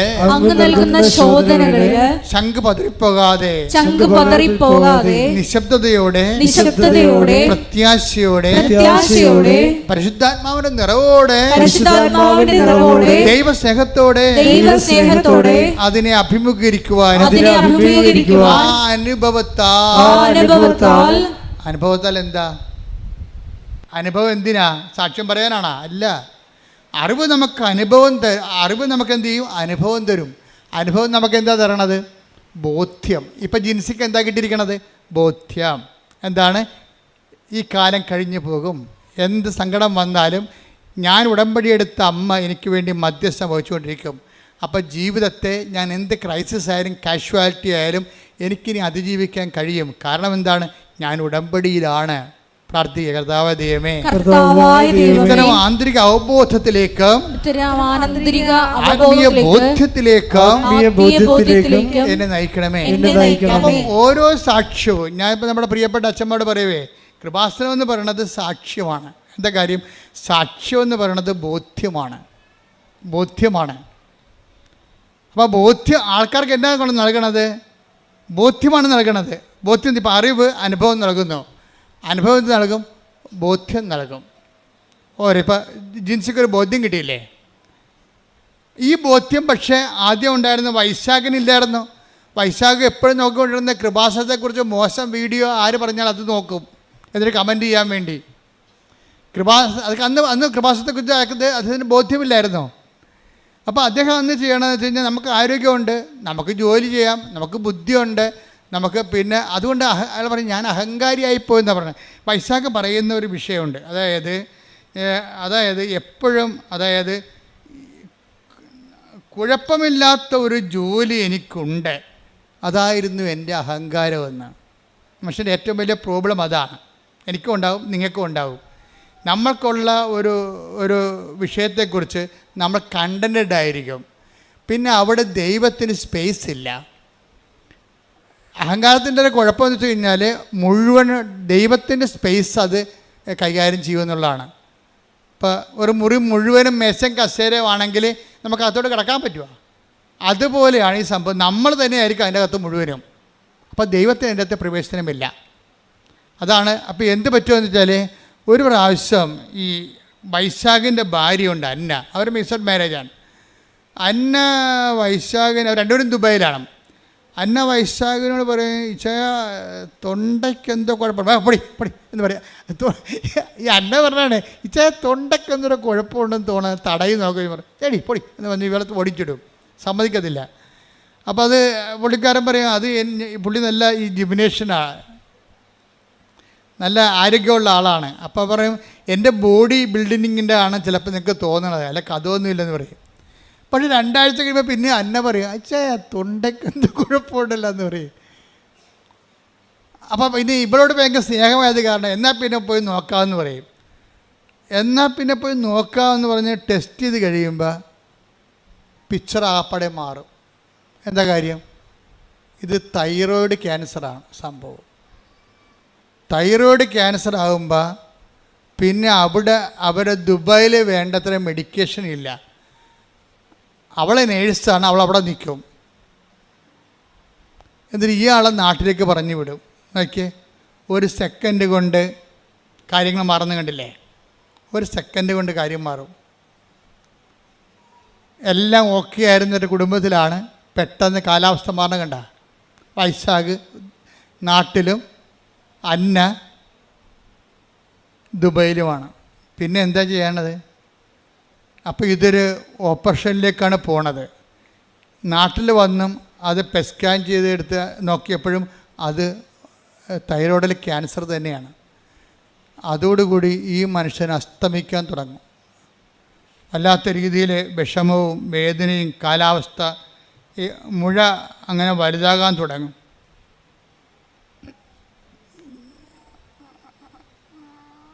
അതോടുകൂടി തൻ്റെ കയ്യിൽ നിന്ന് ജീവിതം വിട്ടുപോകണമെന്ന് കണ്ടപ്പോൾ പിന്നെ എന്താണ്, താൻ പണ്ട് ട്രോള് വായിച്ച് കമൻറ്റ് ചെയ്ത ആ സ്ഥലത്തേക്ക് ഈ മനുഷ്യൻ തിരിച്ചു വരും. ആൾ തിരിച്ചു വന്ന് കണ്ടില്ലേ? കാര്യം അവസാനത്തെ അഭയം. അപ്പോൾ എനിക്ക് മനസ്സിലായി, കൃപാസനത്തിൽ വരാം. പണ്ട് ഭാര്യയുമായിട്ട് ഒന്ന് വന്നതാണ്. അന്ന് ഭാര്യനെ കൊണ്ടൊക്കെ എടുപ്പിച്ചിട്ട് ഇവിടെ വരുന്ന ആൾക്കാരെ എണ്ണിക്കൊണ്ടിരിക്കുകയാണ്. ഏതെല്ലാം തരത്തിൽ വൈശാഖ് ചെയ്തുകൊണ്ടിരുന്ന പരിപാടി. ഇവിടെ വരുന്ന ആൾക്കാരൊക്കെ നോക്കും, എന്തെല്ലാം തരത്തിലുള്ള ആൾക്കാരുടെ വരുന്നത്. ആൾക്കാരുടെ എണ്ണം കാണുമ്പോൾ കുറേ കാശ് അച്ഛൻ ഉണ്ടാക്കുന്നുണ്ടല്ല. ഇതൊക്കെ ചിന്തിച്ചിട്ടാണ് ഇവിടെ നിന്നത്. ഇതെല്ലാം ചിന്തിച്ചിട്ടാണ്. നമുക്കറിയാമല്ലേ, അത് കൃപാസനത്തിന് എന്തെങ്കിലും ഉണ്ടെങ്കിൽ അതെല്ലാം മാതാവിൻ്റെ നാളെ കാലങ്ങളിലുള്ള തീർത്ഥാടനത്തിൻ്റെ സൗകര്യത്തിന് വേണ്ടി എല്ലാം നമ്മൾ ക്രമീകരിച്ചുകൊണ്ടിരിക്കുകയാണ്. ആർക്കും ഒന്നും ചെയ്യാൻ പറ്റത്തില്ല. എന്നാലും മനുഷ്യൻ ചിന്തിക്കുന്ന ചിന്ത കണ്ടില്ലേ? ദേവാലയത്തിൽ വന്നിട്ടും ചിന്തിക്കുന്നതിനെക്കുറിച്ച് ഭൗതിക ചിന്തയാണ് വരണത്, ആധ്യാത്മിക ചിന്തയല്ല. ഈ കുരങ്ങനെ കൊണ്ട് ചൂടുപായസം കുഴപ്പിച്ചിട്ടുണ്ടെങ്കിൽ പറഞ്ഞാൽ ഭാര്യനെ കൊണ്ട് ഉടമ്പടി എടുത്തിട്ട് ഭർത്താവ് ലോകകാര്യങ്ങൾ പറഞ്ഞുകൊണ്ട് ഇവിടെ ഇരിക്കുകയാണ് ഇതിൻ്റെ അകത്ത്. ഇനിയിപ്പോൾ തട്ടിപ്പായിരിക്കുമോ ഇനി? അതൊക്കെയാണ് പുള്ളി ചിന്തിക്കണത്. പക്ഷേ ഇത് എടുത്ത് കഴിഞ്ഞ് പോയതിന് ശേഷമാണ് പിന്നീട് പുള്ളിക്കാരന് ഈ ഡെവലപ്മെൻറ്റ്സ് ഉണ്ടാകണത്. അതോടുകൂടി പുള്ളി വല്ലാത്തൊരവസ്ഥയിലാവും. അതിനുശേഷം രണ്ടുപേരും അങ്ങനെ ഉടമ്പടി എടുക്കും. ഉടമ്പടി എടുക്കുമ്പോൾ വൈശാഖ് പറയണത്, എനിക്ക് ലൈഫ് തരണമെങ്കിൽ, തിരിച്ചു തരികയാണെങ്കിൽ ഞാൻ നിത്യതയെ ലക്ഷ്യമാക്കി ജീവിക്കുമെന്നാണ്. എന്ന് ഉടമ്പടി തുടരും. അതാണ് അതായത് എതിർത്ത് നിൽക്കുന്നവരെ ദൈവാനുഭവം പ്രാപിച്ചാൽ അവർക്ക് കിട്ടുന്ന ബോധ്യമെന്ന് പറയണത് വല്ലാത്ത ബോധ്യമായിരിക്കും. ഇത് അമ്മയുമായിട്ട് ഇയാൾ ഒരു ഡിസ്കഷനിൽ, അമ്മ എനിക്കൊരു ലൈഫ് തിരിച്ചു തരികയാണെങ്കിൽ ഞാൻ പിന്നെ നിത്യമായിട്ട് ഉടമ്പടി ജീവിക്കും, നിത്യതയ്ക്ക് വേണ്ടി ജീവിക്കും എന്നൊക്കെ ഈ മനുഷ്യൻ എല്ലാം തകർന്ന് ദൈവത്തോട് പറയും.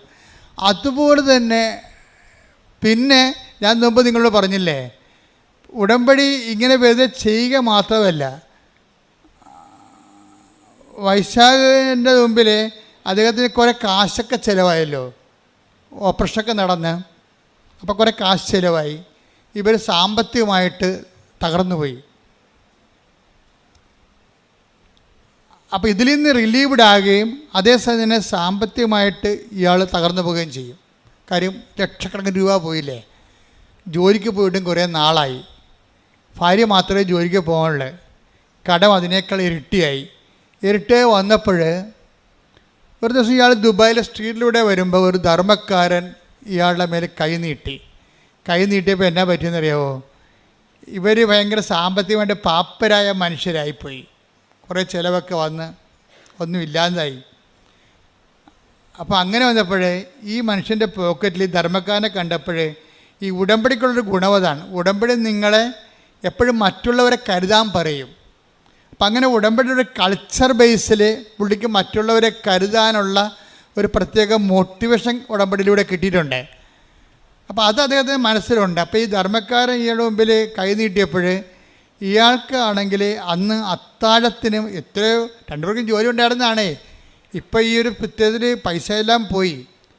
അപ്പോൾ ഇയാൾ ഈ ധർമ്മക്കാരൻ കൈ നീട്ടുമ്പോൾ ഭാര്യയെ വിളിച്ച്, അത് അന്ന് അവളോട് ഭാര്യയെ വിളിച്ച് ചോദിക്കും, എടി അത്താഴത്തിന് എന്നാണെന്ന് ചോദിക്കും. എന്ന് വെച്ച് കഴിഞ്ഞാൽ അത്താഴത്തിനുള്ള കാശാണ് ഈ പോക്കറ്റിൽ കിടക്കണത്. വല്ല ഹോട്ടലിൽ നിന്ന് വല്ലതും വാങ്ങിച്ചുകൊണ്ട് വീട്ടിൽ പോകണം. അതിൻ്റെ ഉദ്ദേശത്തിലാണ് പുള്ളി നടന്ന് വരണത്. അപ്പോൾ അതിൻ്റെ അത് 10 ദിർഹംസ് ഉണ്ട്. തട്ടിപ്പിടിച്ച് 220 രൂപ പുള്ളിയുടെ പോക്കറ്റിൽ കിടപ്പുണ്ട്. അപ്പോൾ 220 രൂപ കിടപ്പുണ്ട്. ഭാര്യയെ വിളിച്ച് ചോദിക്കും, എടീ അത്താഴത്തിന് എന്നാന്ന് ചോദിക്കും. അപ്പോൾ പറയും, നിങ്ങൾക്ക് കൊളസ്ട്രോൾ അല്ലേ, നിങ്ങൾ ഡയറ്റിലാണ്, നിങ്ങൾക്ക് ഞാൻ സവാളയും തൈരും അരിഞ്ഞു വെച്ചിട്ടുണ്ട് രാത്രി, അതുപോലെ ഞാൻ പിന്നെ എങ്ങനെ അഡ്ജസ്റ്റ് ചെയ്യാമെന്ന് പറയും. എന്നാണോ ചോദിക്കാൻ കാര്യം? അല്ലോ ഒരു ധർമ്മക്കാരൻ എൻ്റെ അടുത്ത് നിൽക്കണേ, കൊടുത്തിട്ട് പോരാൻ പറയും. അപ്പോൾ ഉടനെ ഈ മനുഷ്യൻ ഇതിൻ്റെ അകത്തുള്ള 10 ദിർഹംസ് അയാൾക്ക് കൊടുക്കും. എന്നിട്ട് പോയി അയാൾക്ക് സവാളയും ഇത് മതി, സവാളയും തൈരും മതി രാത്രി. അപ്പോൾ അത് കൊടുക്കാനും തൻ്റെ കയ്യിൽ അത്താഴത്തിനുള്ള വക കൂടി കൊടുക്കാൻ വേണ്ടി അയാൾക്ക് ഒരു ആന്തരികമായ അഭിഷേകം കിട്ടും. ഇതാണ് സംഭവം, പിടിയിട്ടില്ലേ? അപ്പോൾ ഈ 10 ദിർഹംസ് അയാൾക്കെടുത്ത്, ധർമ്മക്കാരൻ അത്രയും പ്രതീക്ഷിച്ചില്ല, വല്ല 2-3 ദിർഹംസ് കിട്ടുമെന്നാണ് വിചാരിച്ചത്. അവ കൈ പുകയിലുണ്ടായിരുന്ന 10 ദിർഹംസും കൊടുത്തു. 10 ദിർഹംസ് കൊടുത്തോടുകൂടിയല്ല ഈ ധർമ്മക്കാരൻ കൈ നീട്ടി ഈ മനുഷ്യൻ സന്തോഷത്തോടെ ഈ മനുഷ്യൻ തലയെ കൈവച്ചു.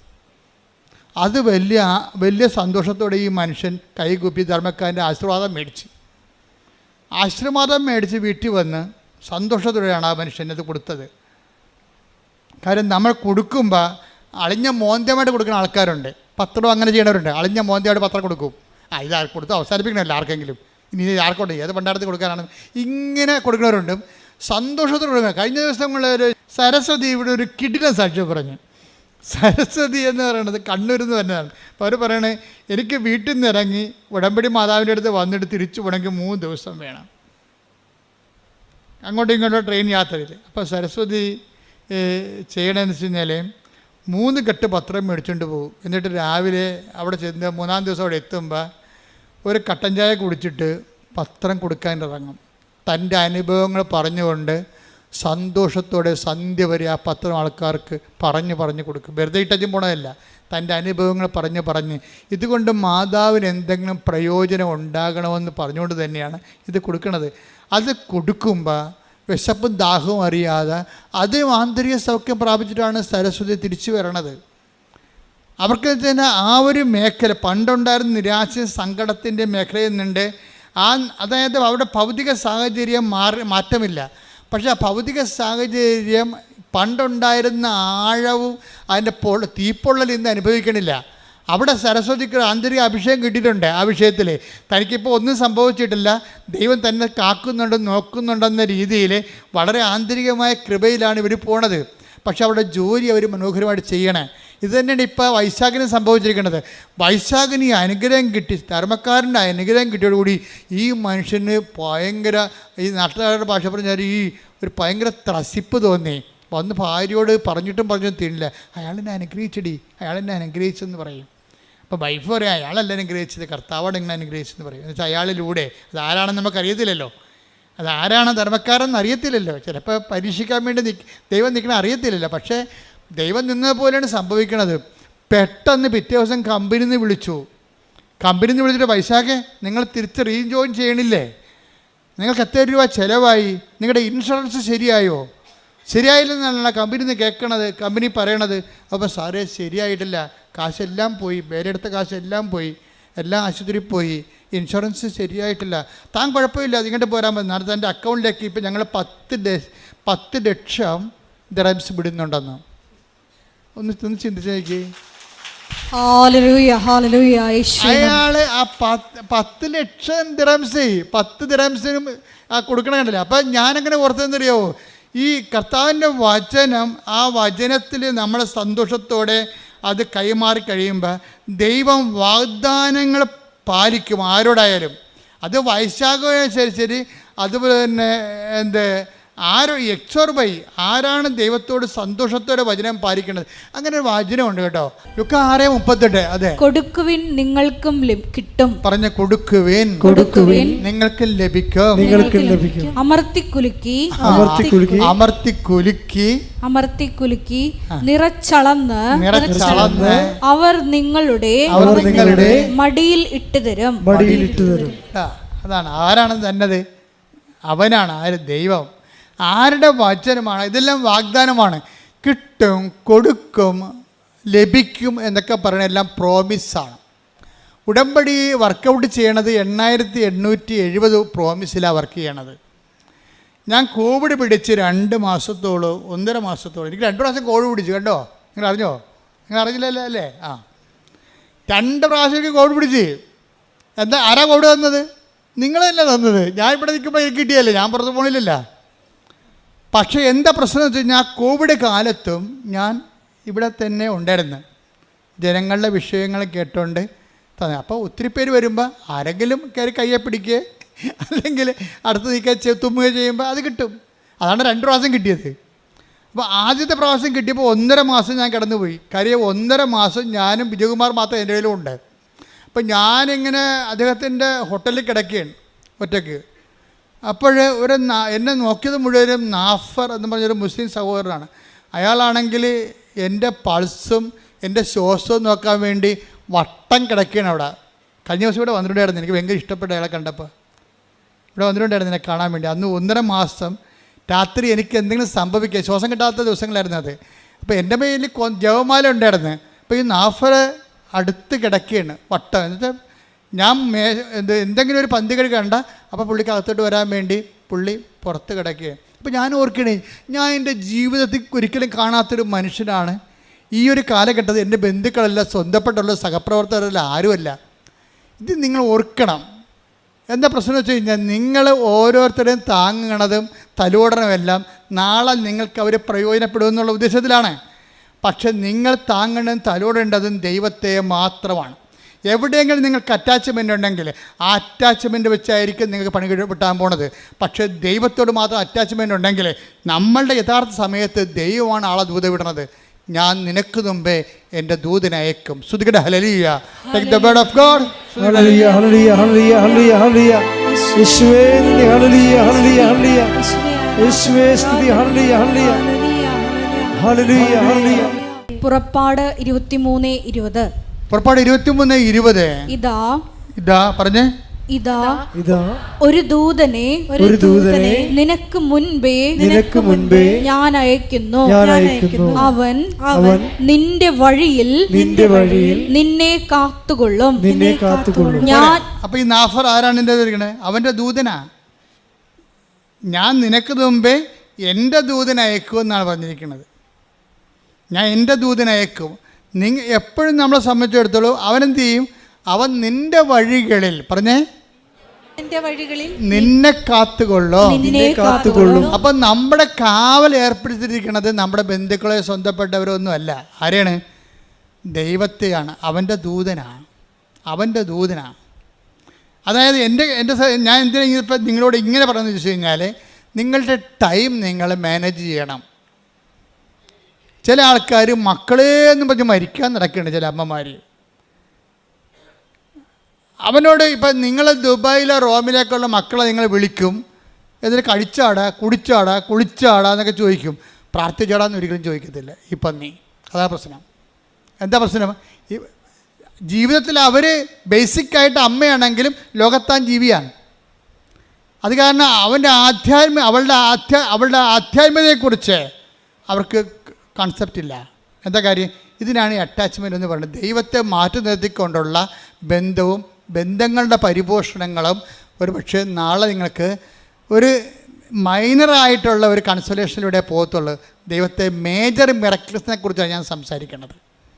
മേജർ മിറക്കിൾസ് എന്ന് പറഞ്ഞാൽ ഞാനെന്താ 12 കൊല്ലം ഈ വിജയകുമാറിൻ്റെ ഹോട്ടൽ വിൽക്കാൻ വേണ്ടി ഞങ്ങൾ ഒരുമിച്ച് പ്രാർത്ഥിച്ച 12 കൊല്ലം. കാര്യം ഇത് മുഴുവൻ റിലയൻസിൻ്റെ ലോൺ എടുത്തിട്ട് ചെയ്യണതാണ്. ആ റിലയൻസിൻ്റെ ലോണെന്ന് പറയുമ്പോൾ അതിൻ്റെ പണ്ടാര പലിശ കയറിയിട്ട് കോടികളുടെ കടത്തിൽ വിജയകുമാർ മുങ്ങുകയാണ്. ആരോടും പറയിക്കാതെ പുതിയ ലോൺ എടുത്ത് കൂടിക്കൊണ്ടിരിക്കുകയാണ്. ഇവിടെ വളരെ മിടുക്കനായിട്ട് വരും, സിമ്പിളിനായിട്ട് പോകും. പക്ഷേ ഞങ്ങൾക്ക് മാത്രമേ രണ്ടുപേർക്കും രഹസ്യങ്ങൾ അറിയാൻ പാടുള്ളൂ. അപ്പോൾ ഞാൻ ഒരു ദിവസം എത്ര പ്രാർത്ഥിച്ചിട്ടും ഈ ഹോട്ടൽ വിൽക്കണില്ല. ഹോട്ടൽ വിൽക്കാനല്ല, വേറെ ഒന്നും വിൽക്കാൻ അവിടെ ഇല്ല താനും. സ്ഥലങ്ങളൊക്കെ ഉണ്ട്, അത് വലിയ സ്ഥലങ്ങളാണ് കിടക്കുന്നത്, അതൊന്നും വിറ്റ് പോകണില്ല. എല്ലാം റിയൽ എസ്റ്റേറ്റ് പ്രോബ്ലത്തിൽ കിടക്കുകയാണ്. പല സ്ഥലങ്ങൾക്കും പല പ്രശ്നങ്ങളാണ് കിടക്കുന്നത്, റവന്യൂ പ്രോബ്ലംസ്. അപ്പോൾ വിജയകുമാർ അങ്ങനെ ഒരു വല്ലാത്തൊരു 0 ലെവലിലേക്ക് വരികയാണ്. അപ്പോഴാണ് എനിക്ക് കോവിഡ് വന്നത്. അപ്പം ഞാൻ അപ്പം തന്നെ സാറിനെ വിളിച്ചിട്ട് പറഞ്ഞു, സാറേ എനിക്ക് കോവിഡാണ്, ഞാൻ അങ്ങോട്ട് വരികയാണെന്ന് പറഞ്ഞു. ഓക്കെ അച്ഛൻ കമ്മെന്ന് പറഞ്ഞു, നമുക്ക് ഉടനെ എളുപ്പം വരാൻ പറഞ്ഞു. അപ്പം ഞാൻ അവിടെ ചെന്നിട്ട് പിന്നെ എന്താ ചെയ്തിരിക്കണത്?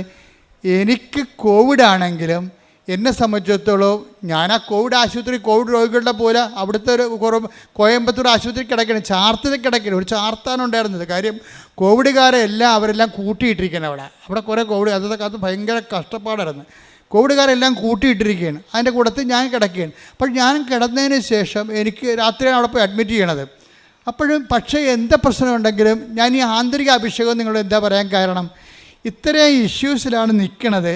ചില കോവിഡുകാരും മരിക്കുന്നുണ്ട്, പക്ഷേ എൻ്റെ ഉള്ളിൽ എനിക്കൊരു പ്രശ്നവുമില്ല. അതിനാണ് ആന്തരിക അഭിഷേകം എന്ന് പറയുന്നത്. അതായത് ഞാൻ റിലീവ്ഡ് ആകുമെന്നും എനിക്ക് I am so live and so happy as if I am not affected by Covid. അതായത് ഇത് സംഭവിക്കാത്ത പോലെ ഞാൻ കോവിഡ് അഫക്റ്റഡ് അല്ലാത്തതുപോലെ ഞാൻ ഹാപ്പിയാണ്.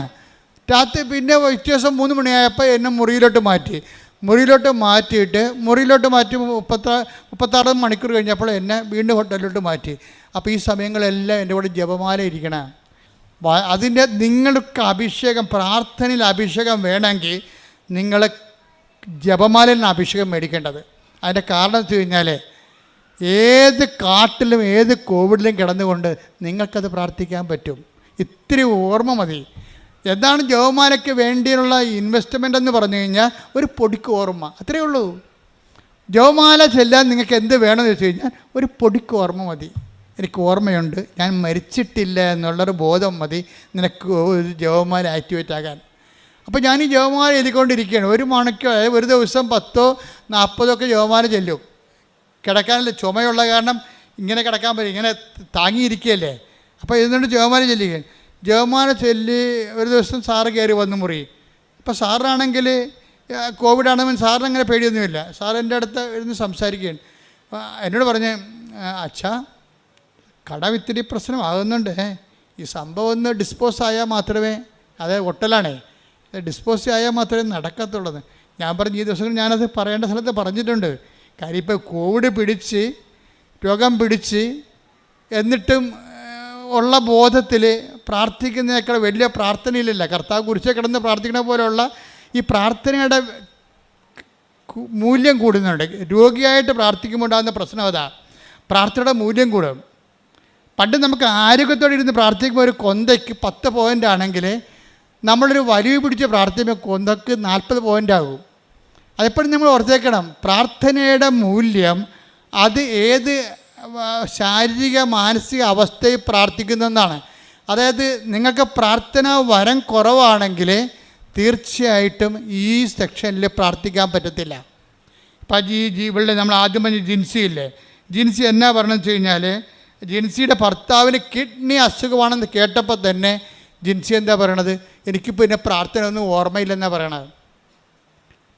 അതായത് ഭർത്താവിന് കിഡ്നിയുടെ അസുഖമാണെന്ന് ഡയഗ്നോസ് ചെയ്തപ്പോൾ തന്നെ പിന്നെ എന്താ പറയണത്, എനിക്ക് പ്രാർത്ഥന ഒന്നും ഓർമ്മയില്ല. ഞാൻ പറയണത് പരിശുദ്ധ പരമദിവ്യകാരുണ്യം എൻ്റെ മാതാവേ, പരിശുദ്ധ എന്താണ് പറയണത് നമുക്കൊരു പിടിയില്ല. പരിശുദ്ധ പരമദിവ്യകാരുണ്യം എൻ്റെ മാതാവേ. പ്രാർത്ഥനയെല്ലാം മറന്നുപോയി, വിശ്വാസപ്രമാണം മറന്നുപോയി, ജപമാല മറന്നുപോയി, പ്രാർത്ഥിക്കാൻ എന്ത് പ്രാർത്ഥന ആദ്യം പ്രാർത്ഥിക്കണം അറിയാൻ പാടില്ല, അതിൻ്റെ പ്രാർത്ഥനയുടെ സീക്വൻസ് മറന്നുപോയി, ക്രമമെല്ലാം തെറ്റിപ്പോയി. എൻ്റെ മാതാവേ എന്നുള്ളത് അത് ഒരു ചെറിയ മൈനർ പ്രാർത്ഥനാ അനുഭവമാണ്. പക്ഷേ നിങ്ങളുടെ ക്ലേശങ്ങൾ വർദ്ധിക്കുമ്പോൾ നിങ്ങൾ ബോധപൂർവം പ്രാർത്ഥിക്കാൻ കഴിഞ്ഞാൽ അതിന് പ്രാർത്ഥനാ വരമെന്ന് പറയും. എല്ലാവർക്കും ഉള്ളത് പ്രാർത്ഥനയാണ്, പ്രാർത്ഥനാ വരമല്ല.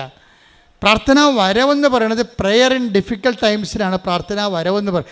എല്ലാവർക്കും പ്രാർത്ഥന ചൊല്ലാൻ അറിയാം, അത് പക്ഷേ മേജർ ആയിട്ടുള്ള വിഷയം വന്നാൽ അതുകൊണ്ട് പ്രയോജനമില്ലാതെ വരും. തന്നെയല്ല, മേജറായിട്ടുള്ള പ്രശ്നം വന്നു കഴിഞ്ഞാൽ പ്രാർത്ഥന കിട്ടത്തില്ല, ചെല്ലാൻ കിട്ടത്തില്ല. അല്ല പറയാം, എനിക്ക് പ്രാർത്ഥന കിട്ടി, ഞാൻ എല്ലാ പ്രാർത്ഥനയും മറന്നുപോയി, ഡിലീറ്റായിപ്പോയി പ്രാർത്ഥന, ആവിയായിപ്പോയി പ്രാർത്ഥന. വിശ്വാസം ആവിയാവുകയും പ്രാർത്ഥന ഡിലീറ്റായും ചെയ്യുന്ന ഒരു ഭയങ്കര കാളരാത്രി. പക്ഷേ എനിക്കങ്ങനെ സംഭവിച്ചില്ല. ശരിക്കും ഞാനത് വളരെ ബോധത്തോടു കൂടി സന്തോഷത്തോടു കൂടിയാണ് ഈ ജപമാല ചൊല്ലിക്കൊണ്ടിരിക്കുന്നത്. അപ്പോഴാണ് സാറ് പറയണത് ഇങ്ങനെ ഒരു വിഷയമുണ്ട്. ഞാനത് പ്രാർത്ഥനയെ വെച്ചിട്ടുണ്ടെന്ന് പറയും. പക്ഷേ ഞാൻ അവിടുന്ന് ഒരു 2 ദിവസം കഴിഞ്ഞപ്പോൾ തന്നെ ഇത്രയും നാൾ സാറിൻ്റെ അടുത്ത് തന്നെ ഉണ്ടായിരുന്ന ഒരു വലിയ ഹോസ്പിറ്റലുണ്ട്, അവർക്കൊരു പ്രോജക്റ്റ് വന്ന് ആ ഹോസ്പിറ്റൽ എക്സ്പാൻഡ് ചെയ്യണമെന്ന്. അവരുടനെ സാറിനോട് വന്ന് ചോദിച്ചു, ഈ ഹോസ്പിറ്റൽ നിങ്ങളുടെ ഹോട്ടൽ കൊടുക്കുന്നുണ്ടോ എന്ന് ചോദിച്ചു. കൊടുക്കുന്നുണ്ടെന്ന് പറഞ്ഞു. അപ്പോൾ എന്നാ വിലയെന്ന് പറഞ്ഞു. അപ്പോൾ സാറ് പറഞ്ഞ് ഇതിന് 22 കോടി എന്ന് പറഞ്ഞു.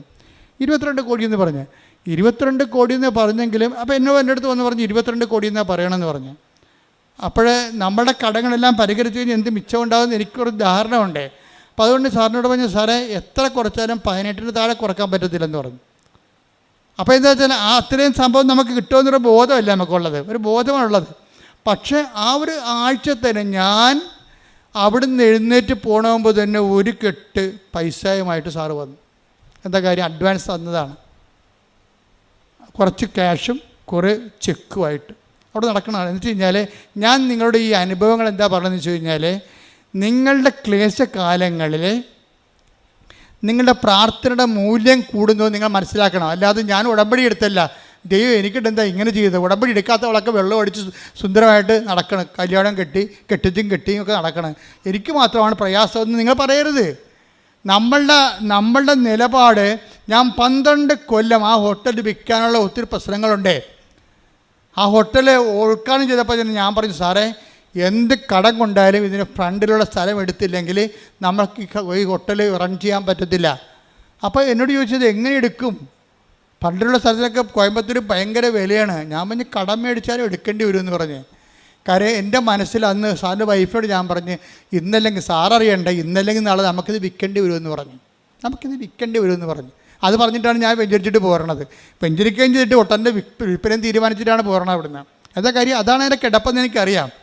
അപ്പം ഞാൻ ചെയ്ത് നോക്കുന്ന റവന്യൂ പ്രോബ്ലംസ് ഒന്നും ഉണ്ടാകരുത്, അതുകൊണ്ടാണ് അത് സേഫ് ആക്കണം അത്രയും സ്ഥലം.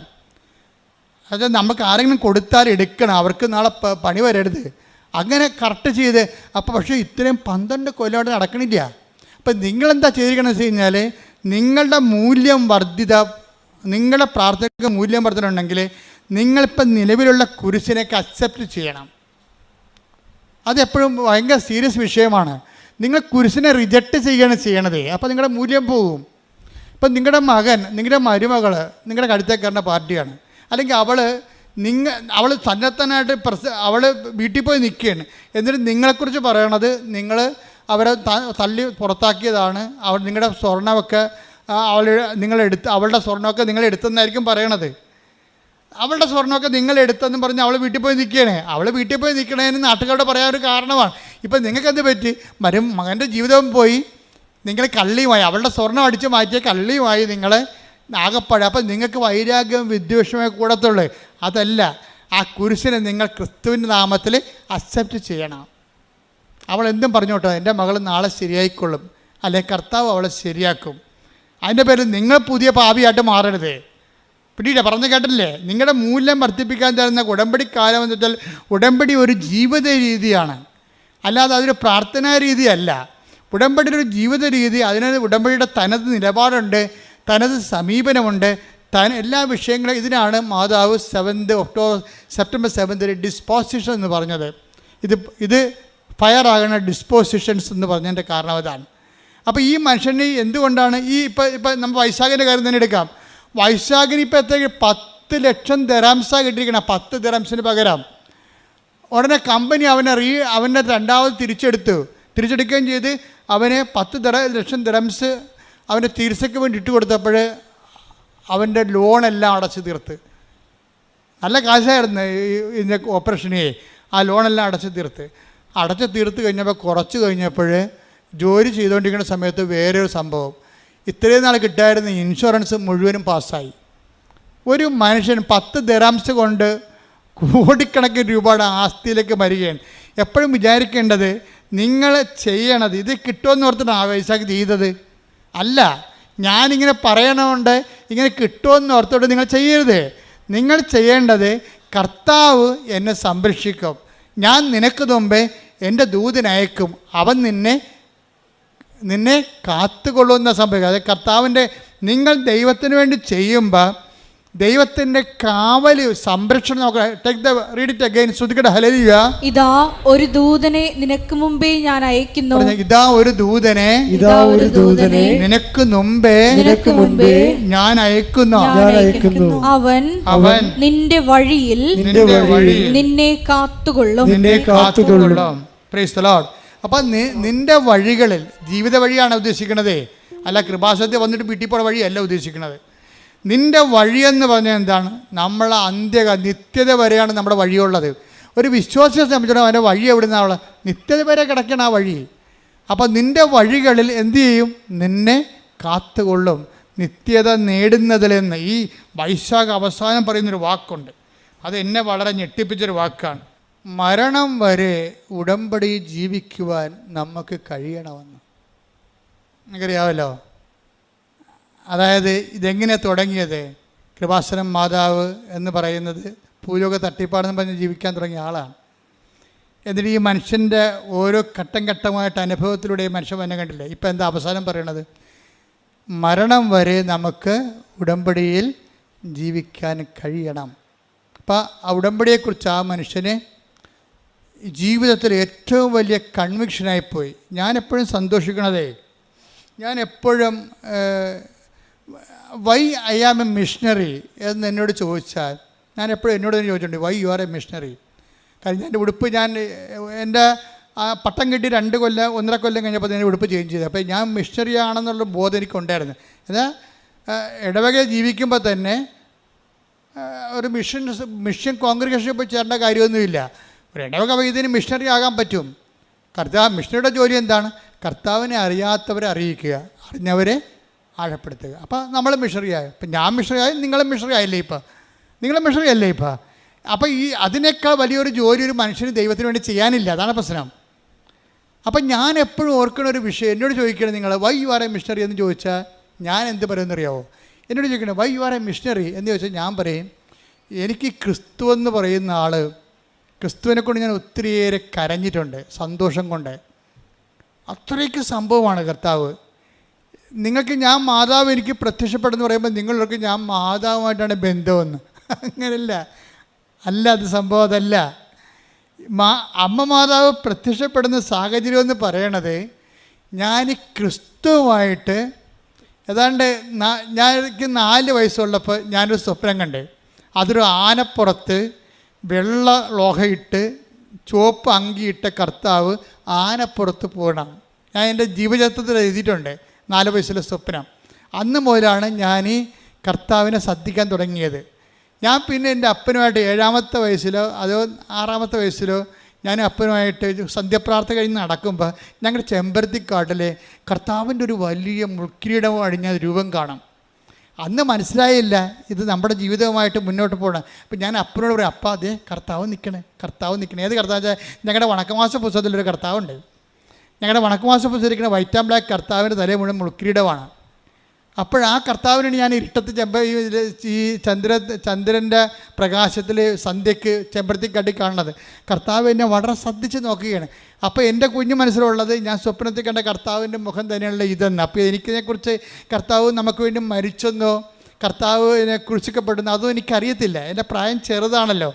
പക്ഷേ അതേസമയം തന്നെ കർത്താവ് എന്ന് എനിക്ക് പുറത്ത് ഞാൻ പ്രാർത്ഥിക്കണ ദൈവം എൻ്റെ കൺമുമ്പിലുണ്ടെന്നുള്ള ബോധം എനിക്കുണ്ട്. അന്ന് മുതലാണ് ഞാൻ ഈ ആളിലേക്ക് ആകർഷിക്കപ്പെടുന്നത്. എൻ്റെ ലൈഫ് ഹിസ്റ്ററിയിൽ മുഴുവനും അത് എഴുതിയിട്ടുണ്ട്. എന്നിട്ട് കർത്താവ് അവസാനം ഞാൻ പട്ടത്തിന് ചേർന്ന് പട്ടം പഠിക്കി കഴിഞ്ഞ് പട്ടത്തിൻ്റെ സമയത്തൊക്കെ രാത്രിയൊക്കെ പ്രാർത്ഥിക്കുമായിരുന്നു. അവസാനം ഞാൻ പട്ടം എനിക്ക് ദൈവം തന്നതിന് ശേഷം ഞാനൊരു പള്ളിയിലോട്ട് വന്നു. ഒരു പള്ളി, മനക്കോടം പള്ളി. നിങ്ങൾ മനക്കോടത്ത് ചിലപ്പോൾ ഇവിടെ ഉണ്ടാവും. ഞാൻ ആദ്യമായിട്ട് അപ്പം ചെയ്യണ പള്ളി മനക്കോടം പള്ളിയിലാണ്. ഞാൻ ഇടവക ജീവിതം ഏതാണ്ട് അവസാനിപ്പിക്കണേണ്ട അവിടെ വെച്ചാണ്. കാര്യം അവിടെ വന്ന് തന്നെ തിരിച്ചു വന്ന് ഞാൻ അവിടെ ഫൊറോണ വികാരിയായിട്ടാണ് ഒരു സെക്ഷൻ ജീവിതം അവസാനിപ്പിക്കണേ. പിന്നെ ഇതിൽ കൊച്ചുപള്ളി ചാപ്പൽ കെയർടേക്കറായിട്ട് ഇരുന്നത്. ഇപ്പോഴും ഒരു കൊച്ചുപള്ളിയായിരിക്കണേ. അപ്പോൾ അതൊരു സെക്ഷനാണ്. അവിടെ വെച്ചാണ് 2004 അമ്മ മാതാവ് പ്രത്യക്ഷപ്പെടുന്നത്.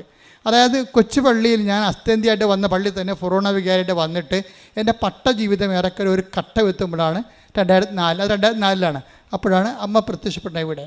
പിന്നെ ഈ പ്രത്യക്ഷീകരണത്തിൻ്റെ സ്ഥിരീകരണത്തിന് വേണ്ടിയുള്ള ആധ്യാത്മികമായ യാത്രയിൽ ആദ്യം സംഭവിക്കുന്നത്, അമ്മ ഞാൻ ആ കൊച്ചു പള്ളിയിൽ ഈ മരക്കൂടത്ത് പള്ളിയിൽ ചാർജ് എടുത്ത് ഒരു ജനുവരി 18-ാം തീയതി ചാർജ് എടുത്ത് കഴിഞ്ഞപ്പോൾ എൻ്റെ അമ്മ അന്ന് ജീവിച്ചിരിപ്പുണ്ട്. എൻ്റെ അമ്മ അധികം യാത്ര ചെവി കേൾക്കാൻ കാരണം അധികം യാത്ര ഒന്നുമില്ല. ആ മനക്കോടത്ത് എവിടെയോ ഒരു അടിയന്തരത്തിന് വന്ന അമ്മ അപ്പോൾ എന്നെ കാണാൻ വേണ്ടി വന്നു. ഞാൻ അച്ഛനായി ചാർജ് എടുത്തിട്ട് 3 ദിവസം ആയുള്ളൂ. അപ്പോൾ അമ്മ വന്നപ്പോൾ ഞാനൊരു ഷെഡിൽ താമസിക്കുകയാണ്. കാര്യം അവിടെ ഞാൻ ചെല്ലുമ്പോൾ അവിടെ അച്ഛന്മാർക്ക് താമസിക്കാൻ സ്ഥലമില്ലായിരുന്നു. ചവവണ്ടി ഇട്ടിരുന്ന സ്ഥലത്തുനിന്ന് ചവവണ്ടി അവരെടുത്ത് മാറ്റിയിട്ട് എന്നെ കയറ്റി കിടത്തി അവിടെ. അത്രയുള്ള സംഭവം. ആ ഒരു കാലമാണത്. കാര്യം ആ പള്ളിയിൽ ഇന്ന് നല്ല സിറ്റുവേഷൻ ഉണ്ട് അവിടെ. ഞാനും ഫൊറോണ വികാരിയായിരുന്നു. അപ്പോൾ നല്ല രീതിയിൽ അവിടെ പോയി താമസിച്ചത്. പക്ഷേ ഞാൻ തുടങ്ങിയത് ശവവണ്ടി എൻ്റെ അരികിൽ കിടക്കും, ഞാൻ ഇപ്പുറത്ത് ഷെഡിൽ കിടക്കും. ഷെഡിൽ കിടന്ന് ശവവണ്ടി പുറത്തെടുത്തിട്ട് അതിനൊരു പ്രത്യേക ഒരു ചാർത്തെടുത്തിട്ട് ഞാൻ ഈ ഷെഡിൽ ഒരു കട്ടിലിട്ട് അവിടെ കിടക്കും. അങ്ങനെയാണ്. അവിടെ ആണ് അമ്മ വരണത്. അപ്പോൾ അമ്മ വന്നിട്ട് അമ്മ എനിക്ക് ഒരു പടം തന്ന്. കാര്യം ഞാൻ സംസാരിക്കുമ്പോൾ സ്വരത്തിൽ സംസാരിക്കണം, അമ്മയ്ക്ക് അധികം കേൾക്കാൻ പാടില്ല. അപ്പോൾ അമ്മ അധികം സംസാരിക്കണില്ല, ഞാനൊരു അടിയന്തരത്തിൽ വന്നാണെന്ന് എന്നെ പറഞ്ഞ് മനസ്സിലാക്കിയിട്ട് അമ്മ എനിക്കൊരു പടം തന്ന്. പടം കണ്ടോടുകൂടി കണ്ണ് നിറഞ്ഞു പോയി. എന്താ കാര്യം? ഞാൻ ആ 6 വയസ്സിൽ മറ്റേ ചെമ്പരത്തിക്കാട്ടി കണ്ട അതേ പടം, അമ്മയുടെ വണക്കമാസ പുസ്തകത്തിൽ പണ്ടുണ്ടായിരുന്ന പടം തിരിച്ച് അമ്മ എനിക്ക് തന്നു. അതൊരു സ്ഥിരീകരണമാണ്. എന്നുവെച്ചാൽ നിൻ്റെ കൂടെ നീ ഇന്ന് എൻ്റെ ജോലി ചെയ്യാൻ തുടങ്ങിയിരിക്കുകയാണ്. എൻ്റെ ജോലി നിന്നെ ഞാൻ വിളിച്ചത് 4 വയസ്സിലും 6 വയസ്സിലുമാണ് നിന്നെ വിളിച്ചത്. അത് നീ തുടങ്ങിയിരിക്കുകയാണ്. ഒരു ഓർമ്മ, ഞാൻ നിൻ്റെ കൂടെ ഉണ്ട്. മുൾക്കിരീടം വഹിച്ചാണെങ്കിലും ഞാൻ നിൻ്റെ കൂടെ ഉണ്ട് എന്നുള്ള ബോധ്യങ്ങൾ. ഈ ക്ലേശകാലങ്ങളിലൂടെ കടന്നു പോകുമ്പോഴെല്ലാം ദൈവത്തിൻ്റെ സാന്നിധ്യവും ഛായയും നമ്മുടെ കൂടെ ഉണ്ട് എന്നുള്ള ബോധ്യം. അല്ലാതെ നിങ്ങൾക്ക് എന്തെങ്കിലും ക്ലേശങ്ങൾ വരുമ്പോൾ ഉടനെ ദൈവം എന്നെ കൈവിട്ടു, ഉടമ്പടി എടുത്തിട്ട് എന്ത് കാര്യം? ഉടമ്പടി എടുക്കാത്തവന്മാരൊക്കെ അടിച്ചോട് ജീവിക്കണം, ഞാൻ മാത്രം നരകിക്കണം എന്നൊക്കെ പറഞ്ഞിട്ട് ഇല്ലാത്ത ശാസി ഡയലോഗ് അടിക്കരുത്.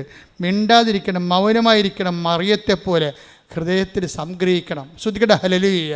ഹല്ലേലൂയ, ഹല്ലേലൂയ, ഹല്ലേലൂയ. കാലങ്ങളിൽ ദൈവത്തിൻ്റെ ഒരു കണക്ക് കൂട്ടലുണ്ട്. കാര്യം അമ്മ എനിക്ക് രൂപം തന്നപ്പോൾ ഞാൻ പെട്ടെന്ന് ഓർത്തത്, തലേ ദിവസം അവിടെ അർത്ഥിയിൽ തിരുമല ഭാഗത്ത് ഒരു മണിസാറുണ്ടായിരുന്നു. അപ്പോൾ മണിസാറിൻ്റെ അടുത്ത് പോയി പഠിക്കുന്ന ഒരു ഈഴവ സമുദായത്തിലൊരു സഹോദരനുണ്ടായിരുന്നു. എൻ്റെ വലിയ അടുത്ത ആത്മസുഹൃത്താണ്, ഇപ്പോഴും അങ്ങനെയാണ്. അപ്പോൾ ചിത്രൻ എന്നാണ് അദ്ദേഹത്തിൻ്റെ പേര്. ചിത്രൻ തലേ ദിവസം വന്ന് പറഞ്ഞു, അച്ഛാ മണിസാറിൻ്റെ ക്ലാസ്സിൽ എൻ്റെ ഡ്രോയിങ് കഴിഞ്ഞു, ഞാൻ ഇനി ഫീൽഡ് വർക്കിന് ജോലിക്ക് ഇറങ്ങാൻ പോകണമെന്ന് പറഞ്ഞു. അത് തലേ ദിവസം അമ്മ പറഞ്ഞതിന് തലേ ദിവസമാണ് ഇത് പറഞ്ഞത്. അപ്പോൾ അമ്മ പോയി കഴിഞ്ഞപ്പോൾ ഞാൻ ചിത്രനെ ഓർത്തു, ദൈവമേ ചിത്രം പെയിൻറ്റ് ചെയ്യുമല്ല, ചിത്രനെ വിളിക്കാമെന്ന് പറഞ്ഞു. അപ്പോൾ ചിത്രനോട് പറഞ്ഞു, എടാ എല്ലാം കൂടി എൻ്റെ അടുത്ത് 2000 രൂപയുണ്ട്, അന്നത്തെ 86 2000 രൂപയാണ്, ഇതാണ് എൻ്റെ ഉള്ളത്, അത് ഞാൻ നിനക്ക് തരാം, നീ എനിക്ക് ഈ ചിത്രം ഒരു ക്യാൻവാസിൽ വരച്ച് തരണമെന്ന് പറഞ്ഞു. അപ്പോൾ അന്നത്തെ 2000 രൂപ എന്ന് പറഞ്ഞാൽ നിങ്ങൾക്കറിയാമല്ലോ, ഇന്നത്തെ ഒരു അന്ന് 86 ഇപ്പോൾ എത്രയോ വർഷം കഴിഞ്ഞ് 38 വർഷമായില്ലേ. അപ്പോൾ അന്നത്തെ 2000 രൂപയ്ക്ക് അതിൻ്റെ വില ഉണ്ട്. എത്രയാണെന്ന് എനിക്കറിയാൻ പാടില്ല, മൂല്യം ഇന്നത്തെ മൂല്യം എന്താണെന്ന് എനിക്കറിയാൻ പാടില്ല. ഞാൻ ആ ചിത്രത്തിന് 2000 രൂപ കൊടുത്ത് പറഞ്ഞു, ഇതൊന്ന് വരച്ച് തരാൻ പറഞ്ഞു. എന്താണ്? എനിക്കത് സൂക്ഷിക്കാൻ വേണ്ടിയാണ്. ഞാനത് സീരിയസ് ആയിട്ട് എടുത്തു. ദൈവം എൻ്റെ ജീവിതത്തിലൂടെ സഞ്ചരിച്ച് വന്ന് എത്തിയിട്ടുള്ള വഴികളെക്കുറിച്ച്. പിന്നെ ഞാൻ ചെയ്യണത്, ആ അന്നത്തെ കാലത്ത് വരപ്പിച്ചെടുത്ത ചിത്രം പിന്നെ ഞാൻ എന്ത് ചെയ്യണമെന്ന് വെച്ച് കഴിഞ്ഞാൽ, എല്ലാ ഇടവകയിൽ ചെല്ലുമ്പോഴും യാത്ര ട്രാൻസ്ഫർ ആകുമ്പോൾ എല്ലാ വണ്ടിയും പുസ്തകവും ചെടിച്ചട്ടിയും എല്ലാം കയറ്റി വിടും. പക്ഷേ ഞാൻ പോകുമ്പോൾ എൻ്റെ കാറിൽ ഈ ചിത്രം മടി വെച്ചുകൊണ്ടാണ് ഞാൻ പോണത്. അത് ഒരു ബന്ധമാണ് ശരിക്കും. എൻ്റെ കാറിൽ ചിത്രം ഉണ്ടാവും. എന്നിട്ട് ഞാൻ അവസാനം കൃപാസനം സ്ഥാപിച്ച് എനിക്ക് സ്വന്തമായിട്ടൊരു ഓഫീസായി ഇവിടെ. അപ്പോൾ ഇവിടെ ഞാൻ ഇപ്പോൾ ഒരു 10 കൊല്ലമായെന്ന് ഈ ഓഫീസുകായിട്ട്. ഓഫീസായപ്പോൾ എനിക്കൊരു സ്ഥിരപ്രതിഷ്ഠയുടെ ഓഫീസ് കിട്ടിയില്ല. ഞാൻ പിന്നെ കൊണ്ടുവന്ന് പടമെടുത്ത് എൻ്റെ പിന്നിൽ വെച്ചിട്ടുണ്ട്. ഇപ്പോൾ നിങ്ങൾ എൻ്റെ മുറി കാണുമ്പോൾ ഇപ്പോൾ ആൾക്കാരെ കയറാൻ പറ്റില്ല, പണ്ട് കയറാൻ പറ്റുമായിരുന്നു. ആ മുറിയിൽ ആ പടം ഞാൻ ഇരിക്കണതിൻ്റെ ബാക്കിൽ ആ പടം വെച്ചിട്ടുണ്ട്. അപ്പോൾ എന്താ കാര്യം? ഇതൊരു ദൈവവുമായിട്ടുള്ള ബന്ധം ഒരിക്കലും നിങ്ങൾ ഒക്കേഷനിലാക്കരുത്. നിങ്ങൾ ഉടമ്പടിയിലാണെങ്കിൽ ഉടമ്പടി എപ്പോഴും ഞാൻ കൂടെയുണ്ടെന്ന് കാണിച്ചുകൊണ്ടിരിക്കും. പക്ഷേ ഇത് കണ്ടെത്താൻ കഴിയണം. കാര്യം ഉടമ്പടി എന്ന് പറയുമ്പോൾ നിങ്ങൾക്കറിയാമല്ലോ, വിശ്വാസം തന്നെ ആ ശരിക്കും നമ്മൾ ഇൻവെസ്റ്റഡ് വിശ്വാസമുണ്ട്. അത് നമ്മൾ ഒരു നമുക്ക് ഇൻവെസ്റ്റ്മെൻ്റ് ഇല്ലാത്ത വിശ്വാസമുണ്ട്. അപ്പം മാതാപിതാക്കന്മാരുടെ ഗ്യാരണ്ടിയിൽ നമ്മൾ വേണമെങ്കിൽ, മാതാപിതാക്കന്മാർ ക്രിസ്ത്യാനികളായതുകൊണ്ട് നമുക്ക് വിശ്വസിച്ച് അങ്ങനെ ജീവിക്കാൻ പറ്റും. അപ്പോൾ നമ്മുടെ ഇൻവെസ്റ്റ്മെൻ്റ് ഇല്ല. പക്ഷെ നമ്മുടെ പേരിൽ കൂട്ടിയ വിശ്വാസമുണ്ട്. ഇപ്പോഴും പലർക്കും തന്നെ ഒരു കുഴപ്പം വെച്ച് കഴിഞ്ഞാൽ അവരുടെ മാതാപിതാക്കന്മാർ ക്രിസ്ത്യൻസ് ആയതുകൊണ്ട് അവരങ്ങനെ ക്രിസ്ത്യൻസായിട്ട് ജീവിക്കുന്നു. അപ്പം നിങ്ങളുടെ വിശ്വാസ പ്രമാണം എന്ന് പറയുന്ന സംഭവത്തിൽ നിങ്ങളുടെ പേരല്ല കിടക്കണത്. കാരണം നിങ്ങളുടെ പേര് കൂട്ടിയിട്ടില്ല. നിങ്ങളെ വിശ്വാസ പ്രമാണം എപ്പോഴും പേരിൽ കൂട്ടണം നമ്മൾ. എന്നിട്ട് നിങ്ങൾ തൻ്റെ പേര് സ്വന്തമായിട്ട് പിടിക്കണം. നിങ്ങളുടെ പേരിൽ അപ്പൻ്റെയൊക്കെ ഒന്ന് കിട്ടിയ വിശ്വാസമാകാം, അപ്പൂപ്പൻ്റെയൊക്കെ ഒന്ന് കിട്ടിയ വിശ്വാസമാകാം, തോമസ് ലിയെ ആരും ആയിക്കൊള്ളട്ടെ. അതൊന്നും പാരമ്പര്യമായിട്ട് ആശയപരമായിട്ട് ശരിയാണെങ്കിലും പ്രായോഗികമായിട്ട് ശരിയാകത്തില്ല. കാര്യം കർത്താവ് ചോദിക്കുന്നത് അങ്ങനെ തോമാശ്ശേരിയായും ഫ്രാൻസിസ് സേവ്യറും അങ്ങനെ പലരും പല കാര്യങ്ങൾ എന്നെക്കുറിച്ച് പറയും. Whom do you say that I am? അതാണ് പത്രോസിനോട് ചോദിക്കുന്നത്. അങ്ങനെ പലരും പലതും പറഞ്ഞുകൊണ്ടുണ്ട്. പക്ഷേ ഞാൻ ആരാണെന്നാണ് നിങ്ങൾ പറയുന്നത്? അതാണ് പ്രശ്നം. നമ്മൾ പറയണം, അപ്പോഴാണ് നമ്മുടെ പേരിൽ കൂട്ടി തണ്ടപ്പേര് പിടിക്കണത്. പിന്നെ നമ്മൾ ടാക്സ് അടച്ചുകൊണ്ടിരിക്കണം. ഈ ടാക്സ് അടക്കണം. ഇപ്പോൾ എനിക്ക് കോവിഡ് വന്നു. കോവിഡ് വിജയകുമാറിൻ്റെ പരിപാടി എന്താണ്? ഓരോ 3 ദിവസം കൂടുമ്പോഴും പുള്ളി 6000 രൂപ മുടക്കിയിട്ട് കോവിഡ് ടെസ്റ്റ് നടത്തുകയാണ്. വല്ല കാര്യമുണ്ടോ? അച്ഛൻ സുഖപ്പെട്ടാന്ന് അറിയാൻ വേണ്ടി ഈഗർനെസ് അനുസരിച്ചുകൊണ്ട് പ്രൈവറ്റായിട്ട്, അങ്ങനെ ചെയ്യാൻ പാടില്ലാത്തതാണ്, പ്രൈവറ്റായിട്ട് എപ്പോഴും സിറം എടുത്തുകൊണ്ട് പോകും. എന്നിട്ട് സന്ധ്യയായപ്പോൾ റിപ്പോർട്ട് വരുമ്പോൾ വിജയകുമാർ സങ്കടപ്പെട്ട് വരും. അച്ഛാ ശരിയായിട്ടില്ല. ശരിയാകും അച്ഛാ എന്നു പറയും. അപ്പോൾ കോവിഡ് മാറില്ല. കാര്യം 40 ദിവസത്തിനുള്ളിൽ പുള്ളിക്കാരന് ഒരു 10-20 ടെസ്റ്റ് നടത്തിയിട്ടുണ്ട് കോവിഡിൻ്റെ. കാര്യം പുറത്ത് ടെസ്റ്റ് നടത്തണമെങ്കിൽ ഗവൺമെൻറ്റിൽ ഫ്രീ ആണ്, പുറത്ത് അതിൻ്റെ കിറ്റൊക്കെ വാങ്ങിക്കണ്ടേ, അതിന് 2800 രൂപയാണ് ചാർജ് ചെയ്യണത്. അങ്ങനെ 10-12 പ്രാവശ്യം പുള്ളി ടെസ്റ്റ് ചെയ്തിട്ടുണ്ട് ഈ സംഭവം. എന്നിട്ട് ശരിയായില്ല. എന്താ കാര്യം? ഈ സമയത്തെല്ലാം നമ്മൾക്ക് ഇൻവെസ്റ്റ് ചെയ്യണം. നമ്മൾ എന്താണ്, നമുക്ക് പ്രശ്നങ്ങളൊന്നുമില്ല, നമ്മളെ കർത്താവിൻ്റെ നാമത്തിൽ അത് ഏറ്റെടുക്കുന്നു. ഇത് ക്ലേശകാലമാണ്. കർത്താവ് പറയത്തില്ലേ, ഒരു ക്ലേശമായ കാലമുണ്ടാകും. കല്ല് പെറുക്കി കളയാനൊരു കാലം, അല്ലെ, ആലിംഗനം ചെയ്യാൻ ഒരു കാലം, കരയാൻ ഒരു കാലം, രോഗിയായിരിക്കാൻ ഒരു കാലം, ദൈവത്തിൻ്റെ ഒരു കാലം. Take the bed of God. ശ്രദ്ധിക്കട്ടെ. ഹല്ലേലൂയ, ഹല്ലേലൂയ, ഹല്ലേലൂയ. യേശുവേ നന്ദി. ഹല്ലേലൂയ, ഹല്ലേലൂയ, ഹല്ലേലൂയ. ഹല്ലേലൂയ, ഹല്ലേലൂയ, ഹല്ലേലൂയ. യേശുവേ സ്തുതി. ഹല്ലേലൂയ, ഹല്ലേലൂയ. ആരാധന, ആരാധന,